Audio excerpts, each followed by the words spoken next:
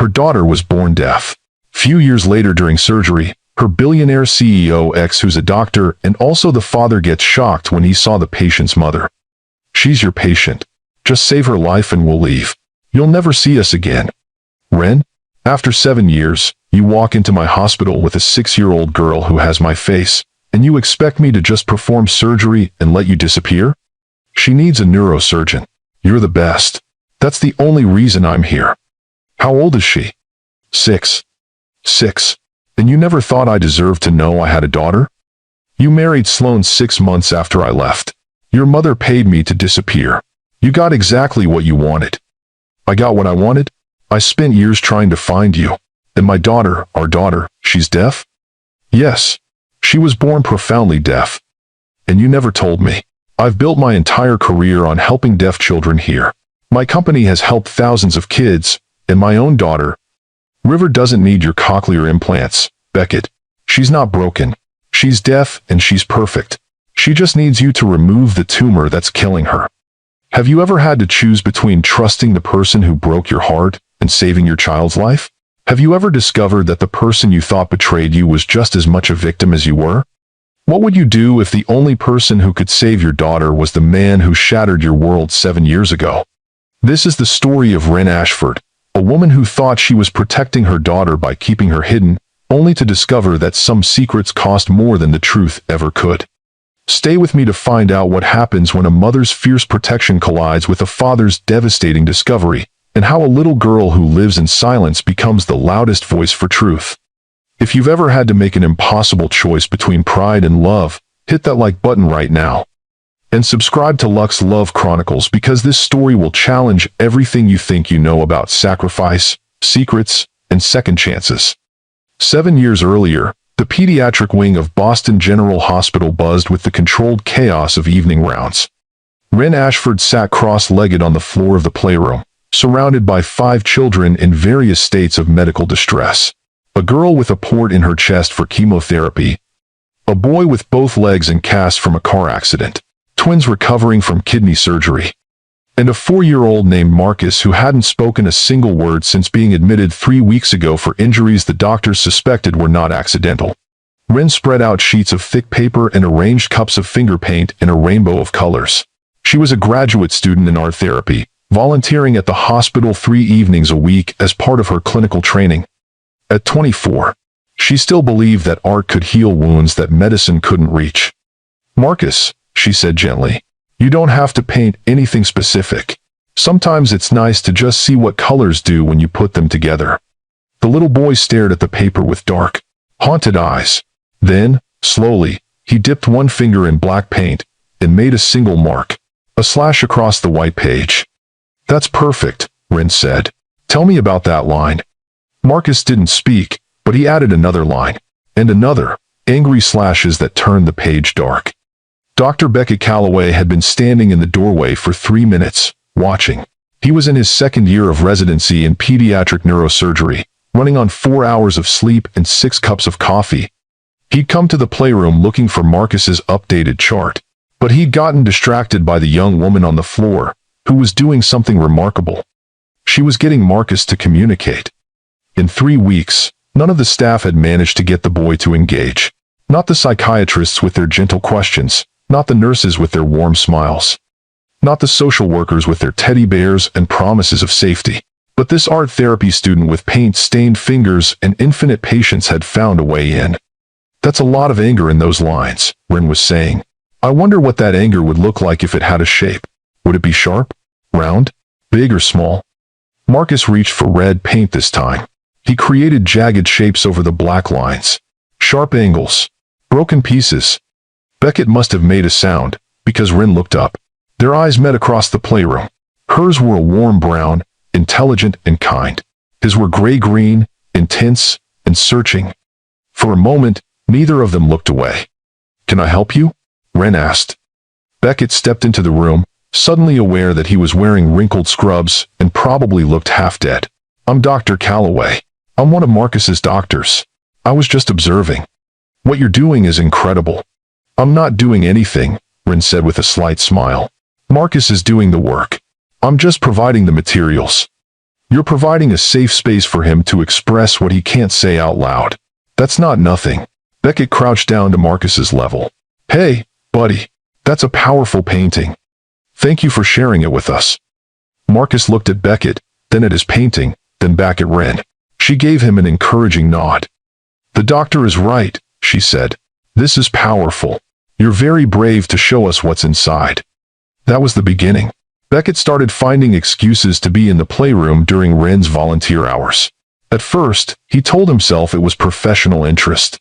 Art therapy was a fascinating complement to traditional medicine. But after the third evening of manufacturing reasons to walk past the playroom, he admitted the truth to himself. He was completely captivated by Ren Ashford. 2 weeks later, he finally worked up the courage to ask her to coffee. They met in the hospital cafeteria at 11 at night, both exhausted from their respective work. Beckett had just finished a 6-hour surgery on a 10-year-old with a brain tumor. Ren had spent 3 hours with a teenage girl who'd attempted suicide and would only communicate through painting. How do you do it? Beckett asked, wrapping his hands around a cup of terrible vending machine coffee. How do you hold space for all that pain without letting it destroy you? Ren considered the question seriously. I don't hold the pain. I witness it. There's a difference. When someone shares their trauma through art, they're taking it out of their body and putting it somewhere else. I'm just there to acknowledge it. To say, I see this. It matters. You matter. But doesn't it get to you? Seeing kids suffer? Of course it does. But someone has to see it. Someone has to bear witness. Otherwise, they suffer alone. And that's worse. Ren looked at him with those warm, perceptive eyes. You know about that, don't you? About suffering you have to witness? Beckett thought about the children he'd operated on. The ones he'd saved and the ones he'd lost. The parents he'd had to tell that their child's tumor was inoperable. The 6-year-old who'd coded on his table last month, despite everything he'd tried. Yes, he said quietly. I know about that. They talked until the cafeteria staff started stacking chairs on tables at 2 in the morning. About medicine and art. About the intersection of healing and holding. About their families. Ren talked about growing up in a working-class neighborhood outside Portland, the daughter of a high school English teacher and a postal worker. Beckett talked about growing up in Boston's elite circles, the son of a billionaire medical technology mogul and the heir to an empire he wasn't sure he wanted. My father built Callaway Medical Technologies from the ground up, Beckett explained. Started with a single patent for an improved hearing aid design.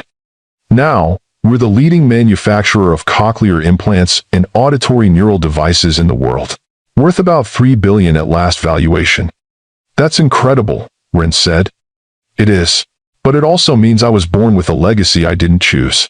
Everyone expects me to finish my surgical training, do a few years of research to burnish my credentials, then step into the CEO role. Take over the family empire. But you don't want that? I want to be a surgeon.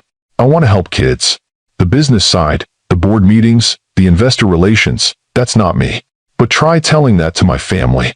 Beckett's laugh was bitter. Especially my mother. Margot Calloway has my entire life planned out. Career, marriage, children, all of it mapped like a business plan. Marriage? Ren's voice was carefully neutral. She's been introducing me to appropriate candidates since I was 22. Women from the right families, with the right pedigrees, the right connections. Beckett met Ren's eyes. None of them are right. That coffee turned into breakfast as the sun rose over Boston.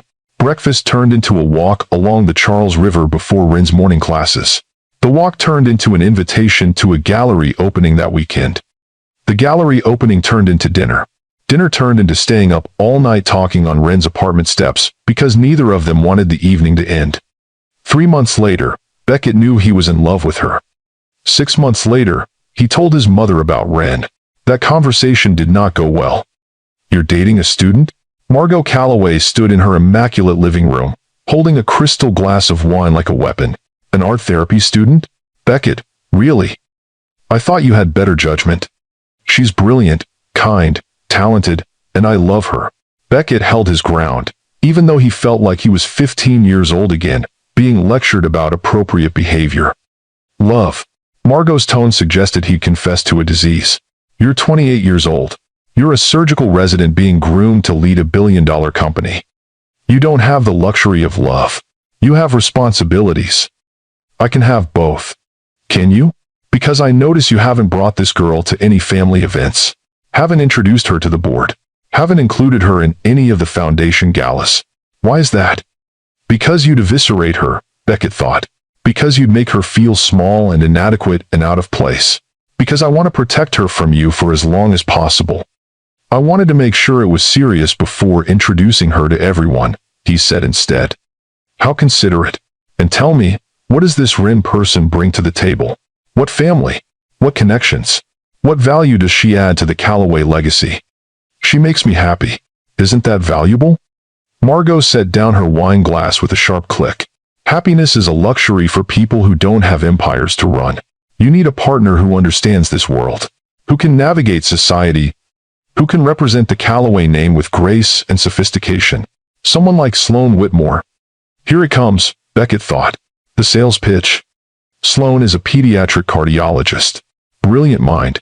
Excellent family. Her father sits on the boards of 3 major hospitals. Her mother chairs the symphony. She understands the demands of medicine and business. She would be a perfect match for you. Then you marry her. Don't be flippant. I'm trying to help you see reason. This art therapy girl is a distraction. A phase.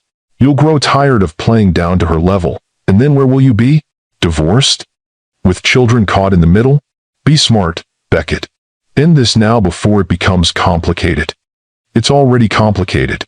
I love her. You love the idea of rebelling against me. You love feeling like a hero saving the poor girl from obscurity. But love? Real love? That requires compatibility, shared values, common goals. What goals does this girl have beyond painting feelings? She's completing a master's degree while volunteering 20 hours a week with traumatized children. She's published research on nonverbal communication through art. She's brilliant and compassionate and works harder than anyone I know. Those are pretty significant goals. Margot studied her son with cold calculation. You're serious about her. I'm going to marry her. The words came out before Beckett had consciously decided to say them. But the moment they were spoken, he knew they were true. He wanted to spend his life with Rin Ashford. Wanted to come home to her every night. Wanted to raise children with her. Wanted to build something real and honest and good.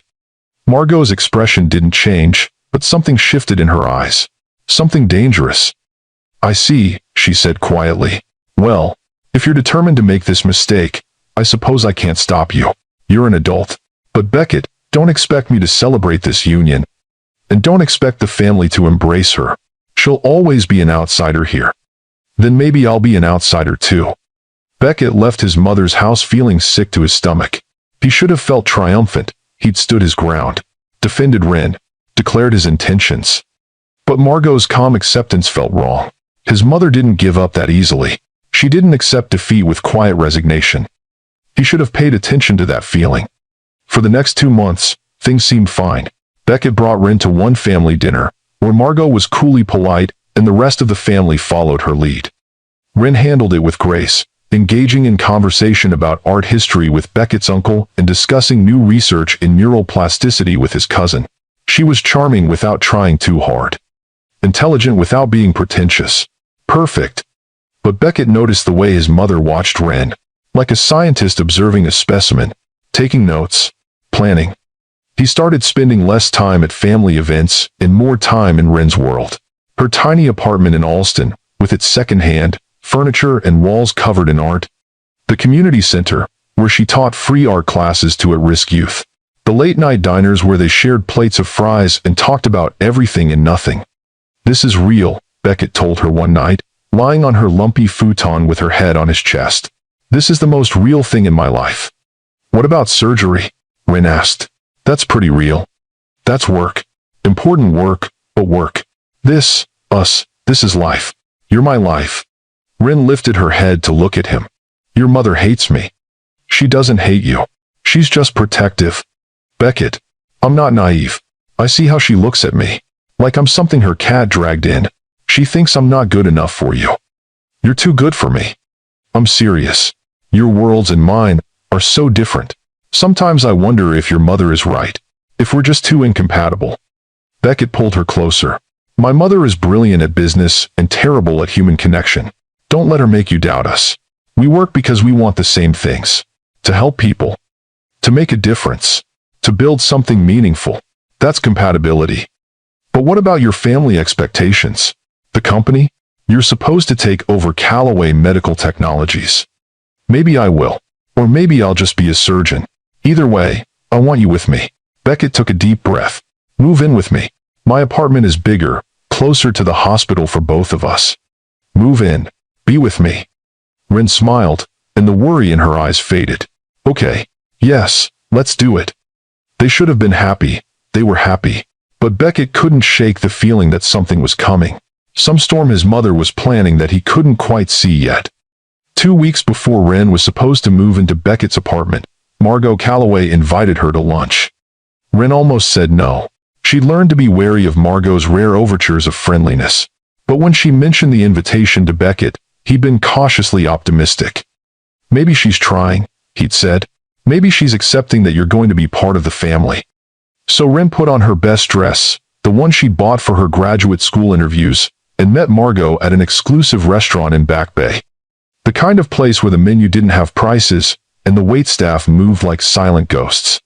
Margot was already seated when Ren arrived, perfectly coiffed and wearing what was probably a $10,000 suit. She smiled, and it didn't reach her eyes. Ren, thank you for coming. Please, sit.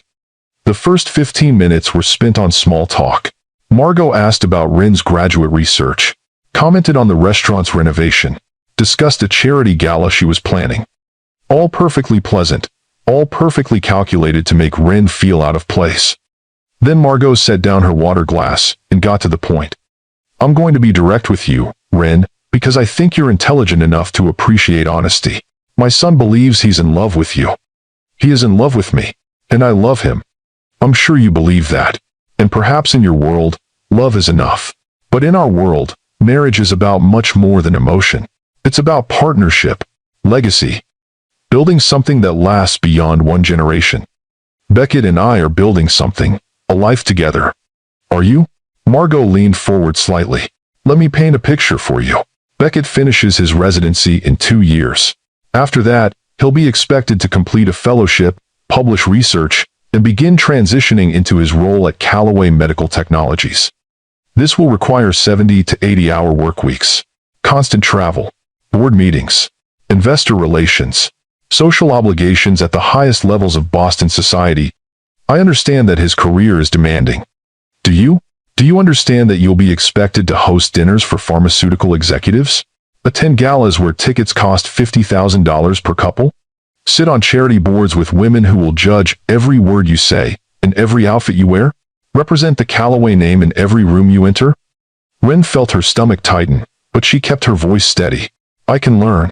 I'm not afraid of hard work. I'm sure you work very hard at your little art projects. But this isn't about work ethic.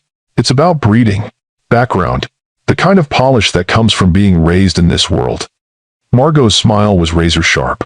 You don't have that polish, Ren, and you never will. You'll always be the outsider trying to fit in, the scholarship student at the country club, the girl from the wrong side of the tracks who married up. The cruelty was delivered so smoothly that it took Ren a moment to fully process it. When she did, anger flared. Beckett loves me for who I am, not for what family I come from. Of course, he does. Right now. But what about in 5 years? 10? When the novelty wears off, and he realizes that you can't navigate his world the way someone like Sloan Whitmore can? When you embarrass him at important events because you don't know which fork to use or which donor to flatter? I think you underestimate both me and your son. And I think you underestimate how much pressure Beckett is under. Margot reached into her handbag and pulled out an envelope, which is why I'm going to make this very simple for you. She slid the envelope across the table. Ren stared at it like it might contain a bomb. What is this? A check for $500,000. Tax-free. Enough to pay off your student loans, support yourself while you finish your degree, and start whatever little art therapy practice you dream of. All you have to do is end things with Beckett. Cleanly. Completely. Today. Ren felt like she'd been slapped. You're trying to buy me off? I'm offering you a generous exit package. Think of it as compensation for your time. You've been a pleasant distraction for Beckett, but distractions end. I'm simply accelerating the inevitable. This is insane. I'm not leaving Beckett for money. I love him. Love. Margot's laugh was cold and sharp. You love what he represents. Security, status, a way out of your provincial little life. But you don't love him enough to want what's best for him. I'm what's best for him. No. You're what's easiest for him right now. But easy doesn't build empires. Margot leaned back in her chair. Let me tell you what's going to happen if you don't take this money and disappear. First, I will make your life professionally impossible. That research you've published? I know people at every major journal and institution. Your name will be mud in academic circles. That art therapy practice you want to open? Good luck getting licensed when I'm on the state board. You can't do that. Can I? I have more money and influence than you can imagine. I will destroy every opportunity you might have. But it won't stop there. Your family, your sweet parents in Portland, your father's pension, your mother's school. I have connections everywhere. One phone call, and your father is under investigation for financial irregularities. Another call, and your mother's school loses its accreditation funding. I can make their lives very, very difficult. Ren's hands were shaking. You're threatening my family? I'm explaining consequences. Actions have ripple effects. Your choice to pursue my son has ripple effects. I'm offering you a way to end this with everyone intact, and even better off than before. $500,000 is more than your parents will earn in 10 years. Take it, walk away. Let Beckett move on with his life. He'll never forgive you for this. He'll never know. As far as Beckett is concerned, you took the money and left. Prove that you were exactly what I always said you were. A gold digger who saw an opportunity. I would never. Ren's voice broke. I love him. I would never hurt him like that. Margot's expression softened, almost pitying. Then you'll hurt him worse by staying. Because I promise you, Ren, I will make your life and your family's life a living hell if you don't take this offer. And eventually, you'll leave anyway. Broken. Bankrupt. With nothing to show for it. At least this way, you leave with something. She pulled out a second envelope. These should help you make your decision. Ren opened the second envelope with shaking hands. Inside were photographs. Professional quality images of Beckett and a beautiful blonde woman at what looked like medical conferences. Standing close. Laughing together. In one photo, the woman had her hand on Beckett's arm. In another, they were toasting with champagne glasses. That's Sloan Whitmore, Margot said. They've been attending these conferences together for 6 months. At my suggestion, of course. Building a professional relationship that will naturally transition to a personal one. There were also printed emails. Correspondence between Margot and someone named Vivian Whitmore, Sloan's mother. Discussing wedding venues. Potential dates. Guest lists. All dated from the past 3 months. You've been planning Beckett's wedding to someone else while he's been with me? I've been planning my son's future. A future that doesn't include you. Margot closed her menu, signaling the end of the conversation. The engagement will be announced next month, after Beckett passes his boards. The wedding is scheduled for next spring at the Four Seasons. Sloan knows about you. Of course. She's willing to wait while Beckett gets this rebellious phase out of his system. She understands that men sometimes need to sow wild oats before settling down properly. Ren felt tears burning behind her eyes, but refused to let them fall. Does Beckett know about any of this? He knows that Sloan is a good match for him. He knows that eventually, he'll need to settle down with someone appropriate. He just hasn't accepted it yet. That's where you come in. When you leave, especially if you take the money, it will prove to him that I was right all along. That you weren't worthy of him. It will make it easier for him to move on to Sloan. This is sick. You're manipulating your own son. I'm protecting my son from a mistake that would derail his entire future. Margot stood up, smoothing her skirt. You have until the end of the week to decide. Take the money and disappear. Or stay and watch me destroy everything and everyone you care about. Choose wisely, Ren. She walked out of the restaurant, leaving Ren sitting alone with a check for $500,000 and photographs of Beckett with the woman his mother wanted him to marry. Ren sat there for 20 minutes, trying to process what had just happened. Her first instinct was to call Beckett, to tell him everything, to let him fight this battle with his mother. But then she looked at the photographs again. Beckett and Sloan at conferences, building a professional relationship for 6 months. Had he mentioned Sloan? Had he told Rin about these conferences? She pulled out her phone and scrolled through their text conversations, found a message from 3 months ago. Conference in Chicago this weekend. Miss you already. She'd sent back heart emojis and told him to learn something amazing. He'd been at a conference with Sloan. Had those photographs been taken that weekend? While Rin was sending heart emojis. Had Beckett been building the relationship his mother wanted? No. Rin shook her head. Beckett wouldn't do that. He loved her. He'd asked her to move in with him. He'd told his mother he was going to marry her. But his mother's words echoed. He knows that eventually, he'll need to settle down with someone appropriate. He just hasn't accepted it yet. Did some part of Beckett know this was coming? Did some part of him understand that his mother would never accept Rin? That eventually, he would have to choose between the woman he loved and the empire he was born into? And if he had to choose, what would he choose? Rin looked at the check again. $500,000. Enough to pay off her crushing student loan debt. Enough to support her parents if Margot made good on her threats. Enough to start over somewhere far away from Boston and the Calloway family and the heartbreak of loving someone from a world she could never truly enter. She thought about the wedding venue already booked. The engagement announcement already drafted. The future already planned without her in it. Maybe Margot was right. Maybe Rin was just delaying the inevitable. Maybe it was better to leave now, with something, than to stay and watch Beckett eventually choose duty over love. She picked up the check with shaking hands and put it in her purse. That night, Rin packed a single suitcase with essentials. Clothes, toiletries, the few pieces of art she couldn't bear to leave behind. Everything else could stay. She didn't want anything that would remind her of this life she briefly believed she could have. She tried calling Beckett one last time, but he was in surgery. A complex procedure on a pediatric patient that would take at least 12 hours. His phone would be off. He wouldn't get her messages until it was over. Maybe that was better. She didn't think she could hear his voice without breaking down, without telling him everything, without begging him to fight for her, even though she'd already decided to leave. Rin wrote a note. Short, simple, designed to make him hate her the way Margot wanted. Beckett, I can't do this anymore. Your mother was right. Our worlds are too different. I took her offer. I'm sorry. Please don't look for me. Rin. She left the note on his coffee table, took one last look at the apartment where she'd imagined building a life, and walked out the door. She cashed the check the next morning and bought a one-way ticket to Portland. By the time Beckett got out of surgery and found her note, Rin was already gone. 3 weeks later, in a small clinic in Portland, Rin stared at a positive pregnancy test and felt her entire world tilt on its axis.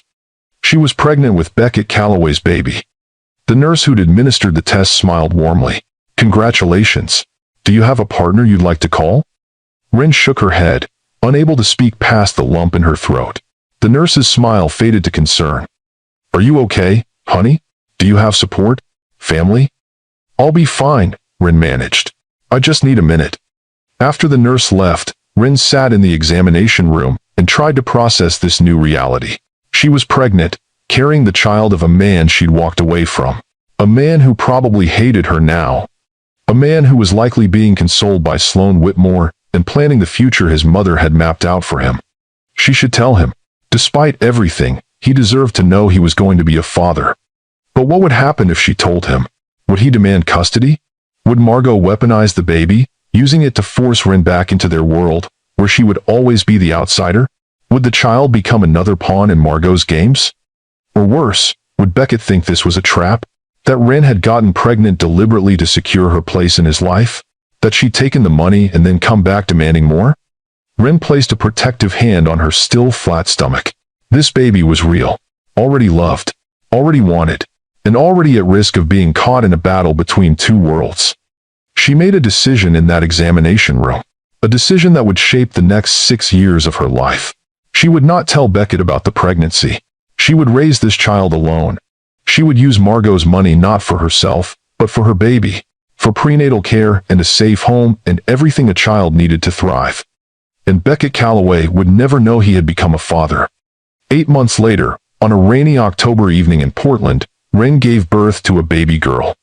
The labor was long and difficult, but when the nurse finally placed her daughter on her chest, Rin felt a love so fierce it was almost painful. She's beautiful, the nurse said. Have you chosen a name? River, Rin whispered, looking down at her daughter's perfect tiny face. Her name is River Ashford. Beautiful name. Does it have special meaning? Rin thought about how rivers flow and change and carve new paths through solid stone. How they're powerful and persistent and always moving forward. It means new beginnings, she said. For the first few hours, everything seemed perfect. River nursed well. Her color was good. Her reflexes were normal. Rin held her daughter and felt, for the first time in 9 months, that everything was going to be okay. Then the pediatrician came in looking concerned. Miss Ashford, I need to discuss River's newborn hearing screening. She didn't pass. What does that mean? Rin's arms tightened protectively around her baby. It could mean nothing. Sometimes, babies have fluid in their ears from birth that causes a false result. We'll retest in a few days. But I want you to be aware of the possibility that River might have hearing loss. Hearing loss? But she responded when I talked to her. She turned her head. That could be responding to vibrations or facial movements rather than sound. The doctor's voice was gentle. Let's not panic. We'll do follow-up testing. But I wanted you to know what we're looking at. The retest 2 days later confirmed the pediatrician's concerns. River had failed again. Further testing revealed profound bilateral sensorineural hearing loss. River was deaf, profoundly deaf. She would never hear her mother's voice. Never hear music or laughter or birds singing or rain on the roof. The audiologist explained about cochlear implants and hearing aids and early intervention. About the importance of starting therapy immediately. About how, with the right support, deaf children could thrive. But all Rin could hear was the word never. River would never hear. Never. It felt like a door slamming shut on all the futures Rin had imagined for her daughter. She held River in the audiologist's office and cried, not quiet, dignified tears, but great heaving sobs that came from a place of grief she hadn't known existed. It's okay to mourn, the audiologist said. Many parents go through a grieving process when they learn their child is deaf. You're mourning the child you expected to have. I don't want to mourn her, Rin said through her tears. She's perfect. She's right here, and she's perfect. She is perfect, and she's also deaf. Both things can be true. Over the next few weeks, Rin threw herself into learning everything she could about deafness. She attended workshops on early intervention. She started learning American Sign Language. She connected with local deaf community organizations. She read books and articles and research papers until her eyes burned. And slowly, her perspective began to shift. In the medical world, deafness was presented as a deficit, something to be fixed or overcome. But in the deaf community, she found a different narrative. Deafness wasn't a tragedy. It was an identity, a culture, a different way of experiencing the world. She met a woman named Octavia at a parent support group. Octavia was deaf herself, a teacher at the state school for the deaf, and the mother of 2 deaf teenagers. She took one look at Rin's grief-stricken face and pulled her aside.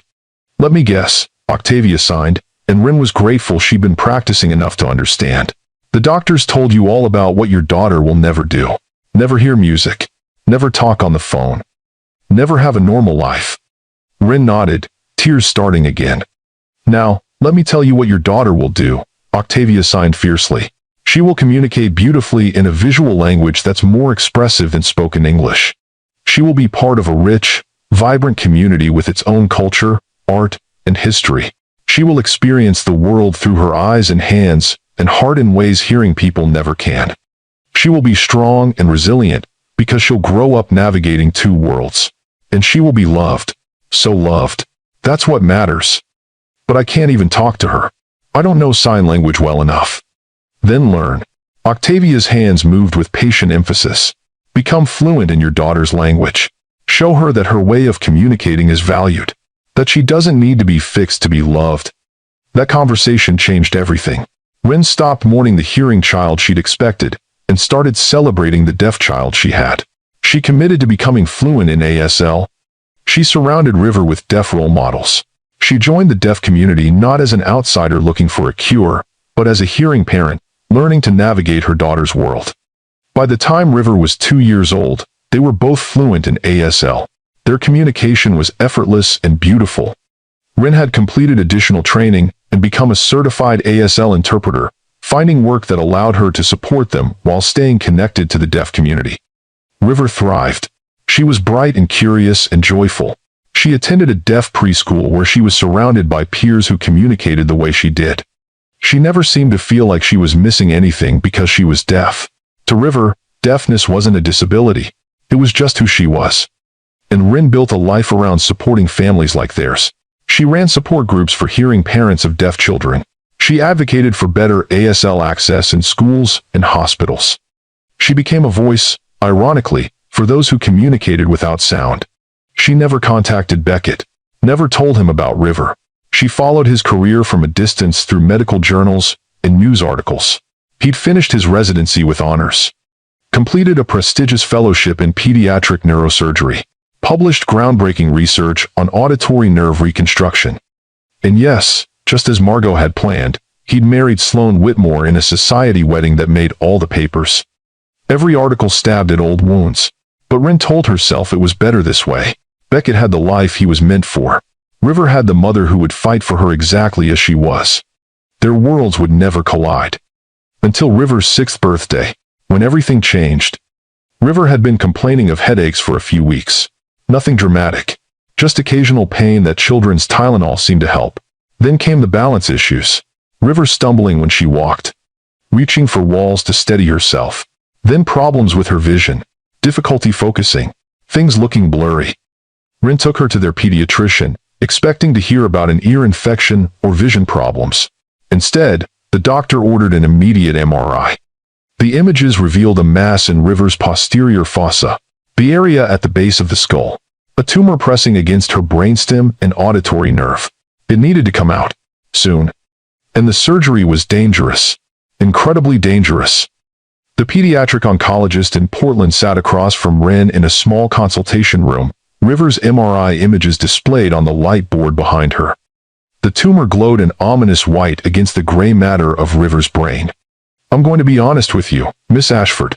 This is a very complex case. The tumor is in a location that makes surgery extremely risky. It's pressing on the brainstem, which controls vital functions like breathing and heart rate. It's also wrapped around the auditory nerve, though of course, that's less of a concern given River's existing deafness. What are our options? Rin's hands were clasped so tightly in her lap that her knuckles had turned white. Surgery is really the only option. The tumor is growing.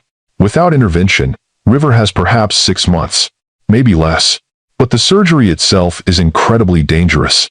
We're talking about working in an area of the brain where millimeters matter. One wrong move and we could lose her. So what do we do? The oncologist pulled out a folder with several documents inside.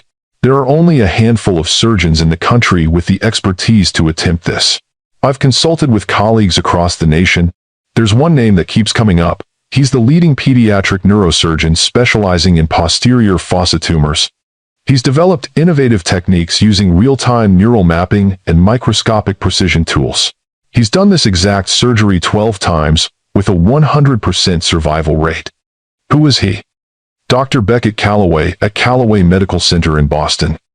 Rin felt the blood drain from her face. The room seemed to tilt. She gripped the arms of her chair to steady herself. No. Anyone else? There has to be someone else. The oncologist looked surprised. Is there a problem with Dr. Calloway? We have history. We can't go there. Miss Ashford, I understand that Boston might not be convenient geographically, but this is your daughter's life we're talking about. Dr. Calloway is the best. The absolute best. There are other surgeons who could attempt this, but their success rates aren't as strong. Some have lost patients on the table. Some have had patients survive with severe deficits. Dr. Calloway has never lost a patient and his outcomes are remarkable. Rin closed her eyes. 6 years of carefully maintained distance. 6 years of building a life far away from Beckett and his family. 6 years of keeping River safe from the complications of her parentage. All of it about to come crashing down because the only person who could save her daughter's life was the man she'd walked away from. How soon would we need to go? I'd recommend within the next 2 weeks. The tumor is aggressive. Time matters. That night, after River was asleep, Rin sat at her kitchen table and stared at her laptop screen. She pulled up Calloway Medical Center's website. The homepage featured a photo of Beckett in surgical scrubs, looking confident and capable. Older than she remembered, with silver threading through his dark hair, but still unmistakably him. The website described his credentials: Chief of Pediatric Neurosurgery, CEO of Callaway Medical Technologies, pioneer in auditory nerve preservation and cochlear implant integration. Awards and honors filled an entire page. Published research, keynote speeches at international conferences, a man at the absolute top of his field. And next to his professional photo was a smaller image: Beckett at a charity gala with a blonde woman in a designer gown. The caption read, "Dr. Beckett, Callaway and his wife, Dr. Sloan Whitmore Callaway, at the annual Callaway Foundation benefit." So Margot had gotten her wish. Beckett had married Sloan, built the life his mother wanted, probably had the perfect society children and the perfect society life. And Ren was about to walk back into that world with living proof of their past. She thought about River, sleeping peacefully down the hall. River, who had no idea that her world was about to change. River, who trusted her mother to keep her safe. River, who deserved every chance at life, regardless of what it cost Ren emotionally. There was no choice. There had never been a choice. Ren sent an email to the oncologist. "Please arrange the consultation with Dr. Callaway. We'll go to Boston." 2 weeks later, Ren and River boarded a plane to Boston. River was excited about the adventure. She'd never been on a plane before. She pressed her face to the window during takeoff, signing enthusiastically about how small everything looked. "Where are we going again?" River signed. "To see a special doctor in Boston. He's going to help make your headaches go away." "Will it hurt?" "Maybe a little, but I'll be with you the whole time. And you're the bravest kid I know." River considered this, then signed. "Will the doctor know sign language?" Ren hesitated. "Probably not, but I'll interpret for you. I'll make sure he understands everything you want to say." "What if he doesn't like that I'm deaf?" The question broke Ren's heart. River had grown up confident and proud of her deafness, surrounded by a community that celebrated rather than pitied her. But she was also smart enough to know that the hearing world didn't always understand. "Then he's missing out on knowing how amazing you are," Ren signed. "Being deaf is part of what makes you special. Anyone who doesn't see that isn't worth worrying about." River smiled and went back to looking out the window. But Ren felt a knot of anxiety tightening in her chest. Beckett's entire career was built on helping deaf children hear. His company made billions from cochlear implants and auditory devices. Would he see River as a failure? As a child who should have been fixed? Or worse, would he see River and immediately recognize himself in her features? They landed in Boston in the late afternoon. Ren had booked a modest hotel near the hospital, nothing fancy, but clean and safe. That night, she lay awake in the unfamiliar bed, listening to River's soft breathing from the other bed, and tried to prepare herself for the next day. She had a plan. Get in, get the consultation, schedule the surgery, if Beckett agreed to do it, and get out. With any luck, Beckett would be too busy to personally conduct the pre-surgical consultation. Maybe one of his residents or fellows would do the initial assessment. Maybe she could avoid him entirely until the day of surgery, when he would be focused on the technical aspects and not on recognizing the mother of his patient. It was a thin hope, but she clung to it. The next morning, Ren dressed River in her favorite purple dress and carefully braided her dark hair. River was nervous, signing questions faster than Ren could answer them. "What will happen at the hospital? How long will we be there? Will there be other kids? Can I bring my sketchbook?" "Yes to the sketchbook," Ren signed. "You can draw while we wait. And yes, there will be other kids. This is a hospital just for children." "Will they know sign language?" "Probably not. But that's okay. You can teach them some signs if you want." River brightened at that idea. She loved teaching people sign language. She taught her entire deaf preschool class and several of Ren's hearing friends. She was a natural communicator, finding ways to connect with people regardless of whether they shared a language. Callaway Medical Center was a gleaming modern building of glass and steel, with a separate wing dedicated to pediatric care. The pediatric entrance featured colorful murals and a play area designed to put children at ease. River's eyes went wide at the sight of it all. "This is the biggest hospital I've ever seen," she signed. "It's pretty special. The doctor we're seeing here is one of the best in the whole country." They checked in at the reception desk. The receptionist smiled warmly at River and spoke slowly, clearly trying to make sure the child could lip read. Ren appreciated the effort even though River couldn't hear and relied on sign language rather than lip reading. Dr. Calloway will see you at 2 o'clock, the receptionist said. That's about 20 minutes. You can wait in the family area. There are toys and books. Thank you, Ren said, interpreting for River at the same time. They settled into the waiting room. River immediately found the art supplies and started drawing.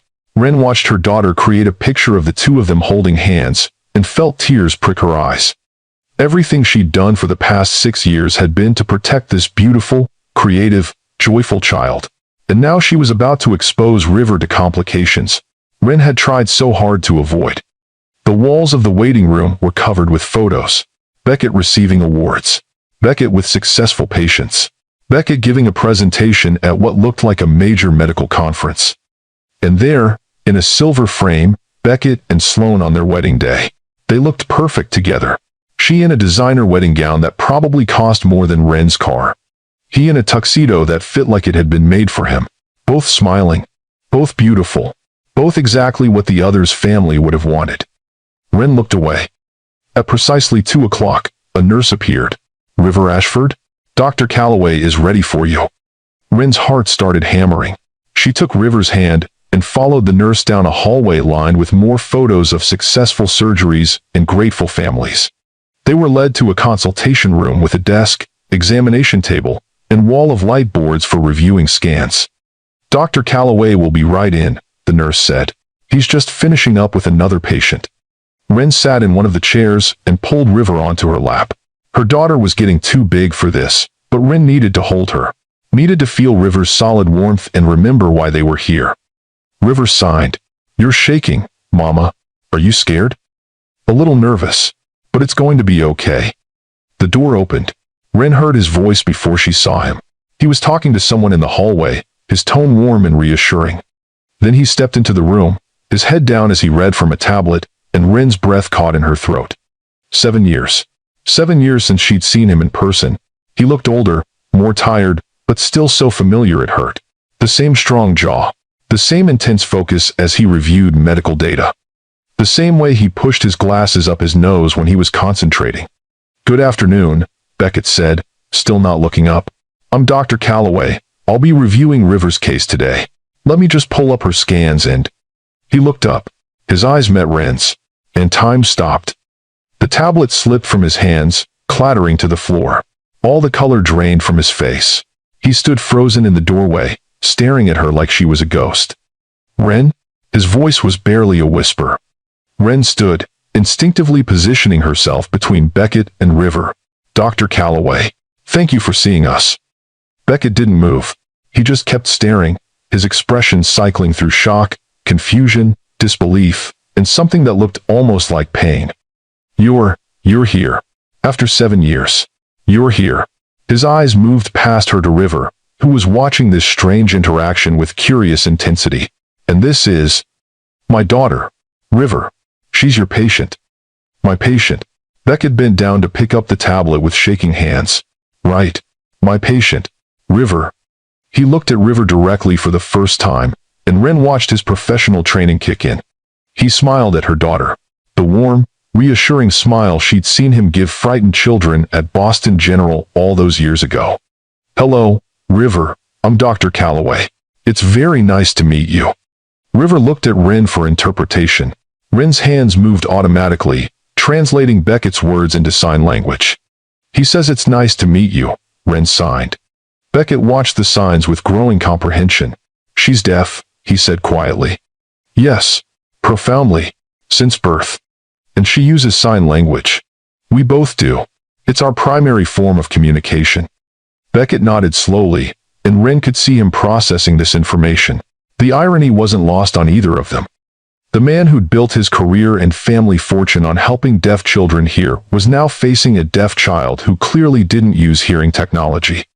River tugged on Ren's sleeve and signed, Can he understand me? Not yet, Ren signed back. I'll tell him what you're saying. River signed directly to Beckett, her small hands moving with confident precision. Ren translated. She wants to know if you're going to fix her headaches. Yes, Beckett said, his voice gentle. That's exactly what I'm going to try to do. But first, I need to understand what's causing them. Is it okay if I look at some pictures of your brain? River nodded enthusiastically. She loved looking at X-rays and scans. She thought they looked like art. Beckett pulled up River's MRI on the computer screen. As the images loaded, his eyes kept drifting back to River's face, studying her. And Ren could see the exact moment when recognition began to dawn. River had his features. The same dark hair with the slightest wave. The same strong jawline. The same intensity in her eyes when she concentrated. Even the way she tilted her head when she was curious was pure Beckett. How old is she? Beckett asked, his voice carefully controlled. 6. She just turned 6 last month. 6. Beckett's hands stilled on the keyboard. 6 years old. Born in October? Yes. The math was simple. 6 years ago was 7 years into their relationship, right around the time Rin had disappeared. Beckett turned to look at Rin directly, and she could see the question forming. We need to talk, he said quietly, about more than just her medical case. We need to discuss her surgery. That's all. Rin, please. His voice cracked slightly on her name. River was watching them with increasing concern. She signed to Rin. Why does the doctor look sad? He's not sad, sweetheart. He's just very serious about his work. Why don't you draw a picture while the doctor and I talk? River settled at a small table in the corner with her sketchbook. Beckett watched her go, his expression unreadable. She looks like me, he said. She looks like herself. Rin, is she mine? She's my daughter. That's all you need to know. That's not an answer. It's the only answer you're getting. Now are you going to review her case, or do I need to find another surgeon? The words came out harsher than Rin intended, but she was barely holding herself together. Being in the same room with Beckett after all these years was harder than she'd anticipated. Every cell in her body remembered him, remembered loving him, remembered the pain of leaving him. Beckett took a deep breath and seemed to force himself into professional mode. You're right. Let's focus on River's medical needs. We can discuss everything else later. There won't be a later. We'll see about that. He turned to the computer and began reviewing River's scans with the focused intensity that had made him one of the best surgeons in the country. As he worked, he explained what he was seeing. The tumor is a juvenile pilocytic astrocytoma. It's benign, which is good news, but it's in a very complicated location. It's pressing on the brainstem here, he pointed to the scan, which is causing the headaches and balance issues. And it's wrapped partially around the auditory nerve, though obviously that's less of a concern given River's existing deafness. Can you remove it? Yes, but it's a delicate surgery. We're talking about working in an area where a few millimeters can mean the difference between full recovery and permanent damage. I'll need to use real-time neural mapping to make sure I'm not damaging vital structures. The surgery will take anywhere from 8 to 12 hours. What are the risks? Beckett turned to face her fully. There's always a risk with brain surgery. Infection, bleeding, stroke. With this particular location, there's also risk of damage to the brainstem, which could affect breathing, heart rate, swallowing. There's about a 5% chance of serious complications. And if we don't do the surgery, the tumor will continue to grow. It will eventually compress the brainstem to the point where River can't breathe on her own. Without surgery, she has perhaps 6 months. With surgery, she has every chance at a normal, healthy life. Rin looked over at River, who was drawing a picture of a flower with elaborate detail. Her daughter, her whole world. The child she'd raised alone for 6 years, protecting her from a father who didn't even know she existed. What's your success rate with this type of surgery? I've performed this exact procedure 12 times. All 12 patients survived. 10 have had complete tumor removal with no deficits. 2 had minor residual effects that resolved with therapy. 12 for 12. Those were good odds. Better than any other surgeon Ren had researched. If I agree to let you operate, what's the timeline? I'd want to do it within the next week. The tumor is aggressive. Time matters. Beckett pulled out a calendar. I can schedule it for Friday. That gives us 4 days to do pre-surgical testing and preparation. 4 days in Boston. 4 days of being in Beckett's orbit. 4 days of maintaining the walls she'd built to protect herself and River. But River's life depended on this. On him. Okay, Ren said. Friday. Beckett nodded and made a note in his tablet. I'll have my team set everything up. River will need some additional scans and blood work. We'll also need a full medical history. And Ren, his voice softened, we need to talk. Really talk. About River. About what happened 7 years ago. About all of it. There's nothing to talk about. You made your choice. I made mine. Now we're here because River needs surgery. That's all this is. Is it? Because from where I'm standing, I'm looking at a 6-year-old girl who has my face. Who was born approximately 9 months after you disappeared. And I'm trying to understand how you could keep something like this from me for 6 years. Rin felt anger rising in her chest, hot and protective. You want to talk about choices? Fine. Let's talk about how your mother paid me $500,000 to disappear. How she showed me photos of you with Sloan at conferences. How she had your wedding planned before I even left. You got exactly what you wanted, Beckett. The perfect wife from the perfect family. The empire you were always meant to run. I wasn't going to complicate that with an inconvenient baby. Beckett stared at her like she'd slapped him. What are you talking about? What money? What photos? Don't pretend you didn't know. Your mother made it very clear that you were in on the plan. That Sloan was always the end game, and I was just a phase. I never. Beckett started, then stopped. He ran his hands through his hair, a gesture so familiar it made Ren's heart ache. My mother told me you demanded money to leave. That you wanted $500,000 to walk away and never contact me again. That's why I stopped looking for you. Because she had proof that you'd taken the money.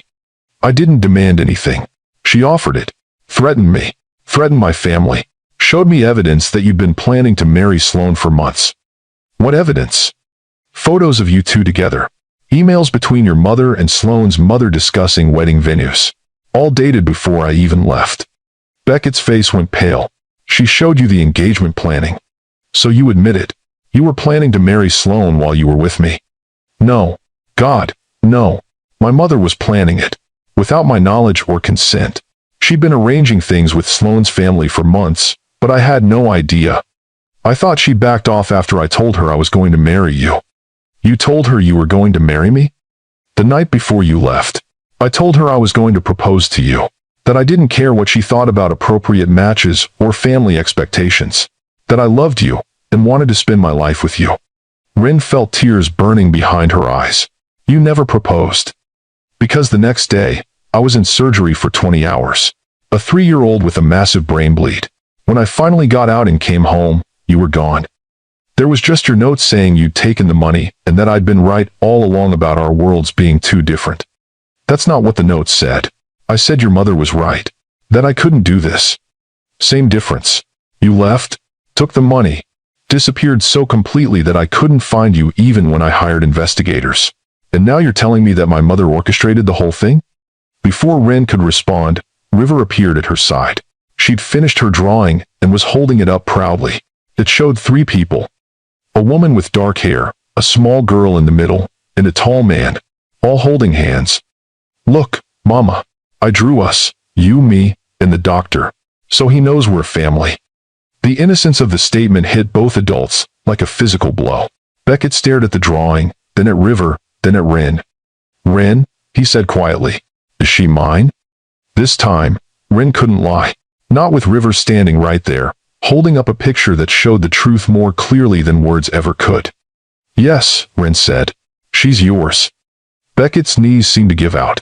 He sank into his desk chair, his eyes never leaving River's face. I have a daughter, he whispered. I have a daughter, and you never told me. You had a wife, a life, an empire. I wasn't going to be the woman who complicated all of that with a baby you never wanted. Never wanted? How could I want something I didn't know existed? His voice rose with emotion. Do you have any idea what you've stolen from me? 6 years. 6 years of her life. First steps. First words. Or signs, I guess. Birthdays. Every milestone. Gone. Because you decided I didn't deserve to know. River was watching them with growing alarm. She couldn't hear the angry words, but she could see the tension in their body language. She pulled on Ren's sleeve. Why is the doctor angry? She signed. Did I do something wrong? No, sweetheart. You didn't do anything wrong. The doctor and I just need to talk about some grown-up things. Why don't you go with the nurse and she'll show you the playroom? A nurse had appeared in the doorway, clearly having heard the raised voices. I can take River to see our playroom, she offered. It has a great art area. River looked uncertain. But Rin signed reassurance to her. Go ahead. I'll come get you in a few minutes. After River left, the room felt too small. Rin and Beckett stared at each other across the space that 7 years and countless secrets had created. You want to talk about what I stole from you? Rin's voice was low but fierce. What about what you stole from me? I was 24 years old. I just finished graduate school. I had my whole life ahead of me, and then your mother crushed me, made me feel worthless, made me believe that you'd been planning to leave me all along. I took that money because I had nothing else. No job, no savings, a baby on the way. I used every penny of it for River, for prenatal care and a safe apartment and everything she needed. I didn't keep it for myself. I never knew you were pregnant. If I'd known, do you really think I would have let you disappear? What would you have done? Demanded custody? Used your family's money and lawyers to take her away from me? Made her into another pawn in your mother's games? I would have been her father, which is what I should have been all along. Beckett stood up and moved to the window, looking out at the Boston skyline. When he spoke again, his voice was quieter, more controlled. She's deaf. Our daughter is deaf. How did that happen? The question wasn't accusatory, just genuinely curious. Rin took a breath and forced herself to match his calmer tone. Connexin 26 gene mutation. It's recessive. Both parents have to be carriers for a child to be affected. I had genetic testing done after River was diagnosed. I'm a carrier. Which means, statistically, you probably are too. Beckett turned back to face her. I've spent my entire career helping deaf children here. I've developed technology that's restored hearing to thousands of kids. And my own daughter is deaf, and I never knew she existed. River doesn't need her hearing restored. She's thriving exactly as she is. I didn't say she needed fixing. But Rin, cochlear implants could give her access to sound, to spoken language, to a whole dimension of life she's missing. And here it was. The fundamental disagreement that Rin had known was coming. Beckett saw deafness as a medical problem with a technological solution. Rin saw it as a cultural identity that didn't need solving. She's not missing anything, Rin said firmly. River is fluent in ASL. She attends a deaf school where she's surrounded by peers and teachers who communicate the way she does. She has a rich connection to deaf culture and community. She's happy and confident and proud of who she is. I'm not going to turn her into a surgical experiment so you can feel better about your life's work. That's not what I'm suggesting. Isn't it? Your whole company is built on the idea that deaf children need to be made to hear. That being deaf is something to overcome or fix or cure. My company provides options for families who want them. There's nothing wrong with giving parents choices. And I've made my choice. River is deaf. She's staying deaf. She's perfect exactly as she is. Beckett opened his mouth to argue, then seemed to think better of it. He took a deep breath and visibly shifted gears. You're right. This isn't the conversation we need to be having right now. River needs surgery.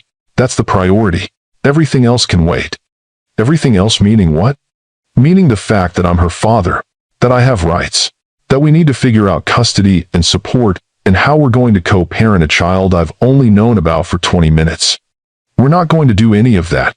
You're going to perform the surgery, save her life, and then River and I are going back to Portland in our life there. You have Sloan. You have your company. You have everything you always wanted. I didn't want this. Beckett's voice broke. I wanted you, and I wanted to be a father someday. To our children. Together. Not like this.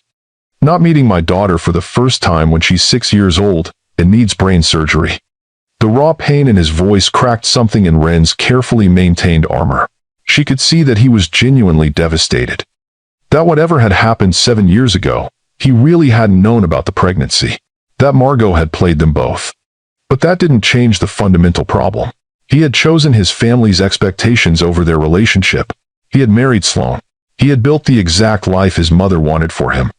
And Ren refused to disrupt River's stable, happy life just because Beckett was having regrets. I need to get River, Ren said. We have a hotel to get to. When do you need us back for pre-surgical testing? Tomorrow at 9. My team will do blood work, additional scans, and full medical workup.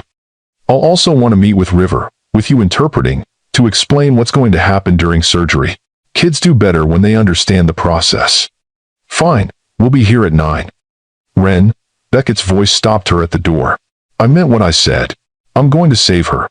Our daughter. I'm going to do everything in my power to give her a long, healthy life. I know you will. That's why we're here." She left before he could say anything else. Found River in the playroom, drawing another picture. This one showed a girl with dark hair under a rainbow. River looked up and sighed. "Are you done being mad?" "I wasn't mad, sweetheart. Just having a serious conversation." The doctor seemed nice, even though he looked sad. "He's a very good doctor, and he's going to help make you feel better." That night, in their hotel room, Ren lay awake while River slept peacefully beside her. She replayed the entire conversation with Beckett in her mind. The shock on his face when he'd seen her. The devastation when he'd realized River was his daughter. The anger when he'd understood that Ren had kept her hidden for 6 years. But also the pain when he'd said he'd wanted to marry her. The betrayal when he'd learned what his mother had done. The certainty when he'd promised to save River's life. Had she been wrong to keep River from him? Had Margot's manipulation been so complete that Ren had thrown away something real because she believed lies? But no. Beckett had married Sloane. He'd taken over his family's company. He'd built exactly the life Margot wanted for him. Whatever his feelings had been 7 years ago, he'd ultimately chosen duty over love. Ren's phone buzzed with a message, from a number she didn't recognize, but somehow knew immediately was Beckett. "I'm not letting you disappear again. After the surgery, we're going to talk. Really talk. And we're going to figure out how I can be a father to River. She deserves to know me. And I deserve the chance to know her." Ren stared at the message for a long time before responding. "All I care about is her health. Everything else is secondary." His response came quickly. "Agreed. Her health first. But Ren, she's my daughter too. That doesn't just go away because it's inconvenient." Ren didn't respond. She turned off her phone and pulled River closer, breathing in the scent of her daughter's shampoo and trying not to think about how much more complicated their lives were about to become. The next 3 days were a blur of medical testing. River was poked and prodded by what felt like dozens of different specialists. She had more MRIs, CT scans, blood work, cardiac evaluations, and pulmonary function tests. Through it all, she was remarkably brave, signing questions to Ren and accepting the explanations that this was all to help the doctor fix her headaches. Beckett was present for most of it. He'd cleared his surgical schedule to personally oversee every aspect of River's pre-surgical preparation. Ren could see him struggling with the dual role of being River's surgeon and her newly discovered father. When he was in doctor mode, he was confident and professional. But she'd catch him watching River with an expression of longing and grief that was painful to witness. On the 3rd day, Beckett asked if he could speak with River alone. Ren's first instinct was to refuse, but his request was reasonable. He needed to explain the surgery to his patient, and sometimes children were more honest about their fears without their parents present. "I'll be right outside," Ren signed to River. "Dr. Calloway wants to talk to you about the surgery. I'll come back in if you need me." "Okay, Mama." Ren stepped into the hallway, leaving the door slightly open so she could see River through the gap. Beckett sat down next to River, maintaining eye contact in the way that was so important for visual communication. He pulled out a tablet and began showing River diagrams of the brain. Ren couldn't see what he was signing. He'd clearly been taking crash course ASL lessons over the past 3 days, but River was nodding along, asking questions with her rapid-fire hand movements. Then River asked something that made Beckett freeze. Even from the hallway, Ren could see her daughter's signs clearly. "Are you my daddy?" Ren's breath caught. She moved closer to the door, ready to intervene. Beckett's response was slow and careful. He signed something back. River's eyes went wide. She signed another question. Beckett nodded. Then, to Ren's shock, River threw her arms around Beckett's neck and hugged him. Ren couldn't see Beckett's face, but she could see his shoulders shaking. He was crying, holding his daughter for the first time and crying. When River pulled back, she signed something else. Beckett responded, and River smiled. The biggest, brightest smile Ren had seen since they'd arrived in Boston. Ren stepped back from the door, her own eyes filled with tears. She'd known this moment would come eventually, but she'd thought she'd have more time to prepare, more time to control the narrative. The door opened and River ran out, signing excitedly. Mama, the doctor is my daddy. He told me. I have a daddy." "Yes, sweetheart, he is. Why didn't you tell me before?" "It's complicated. Grown-up things that I'll explain when you're older. He said he didn't know about me. That he wishes he'd known me since I was a baby. River's signs were so fast, Rin could barely keep up.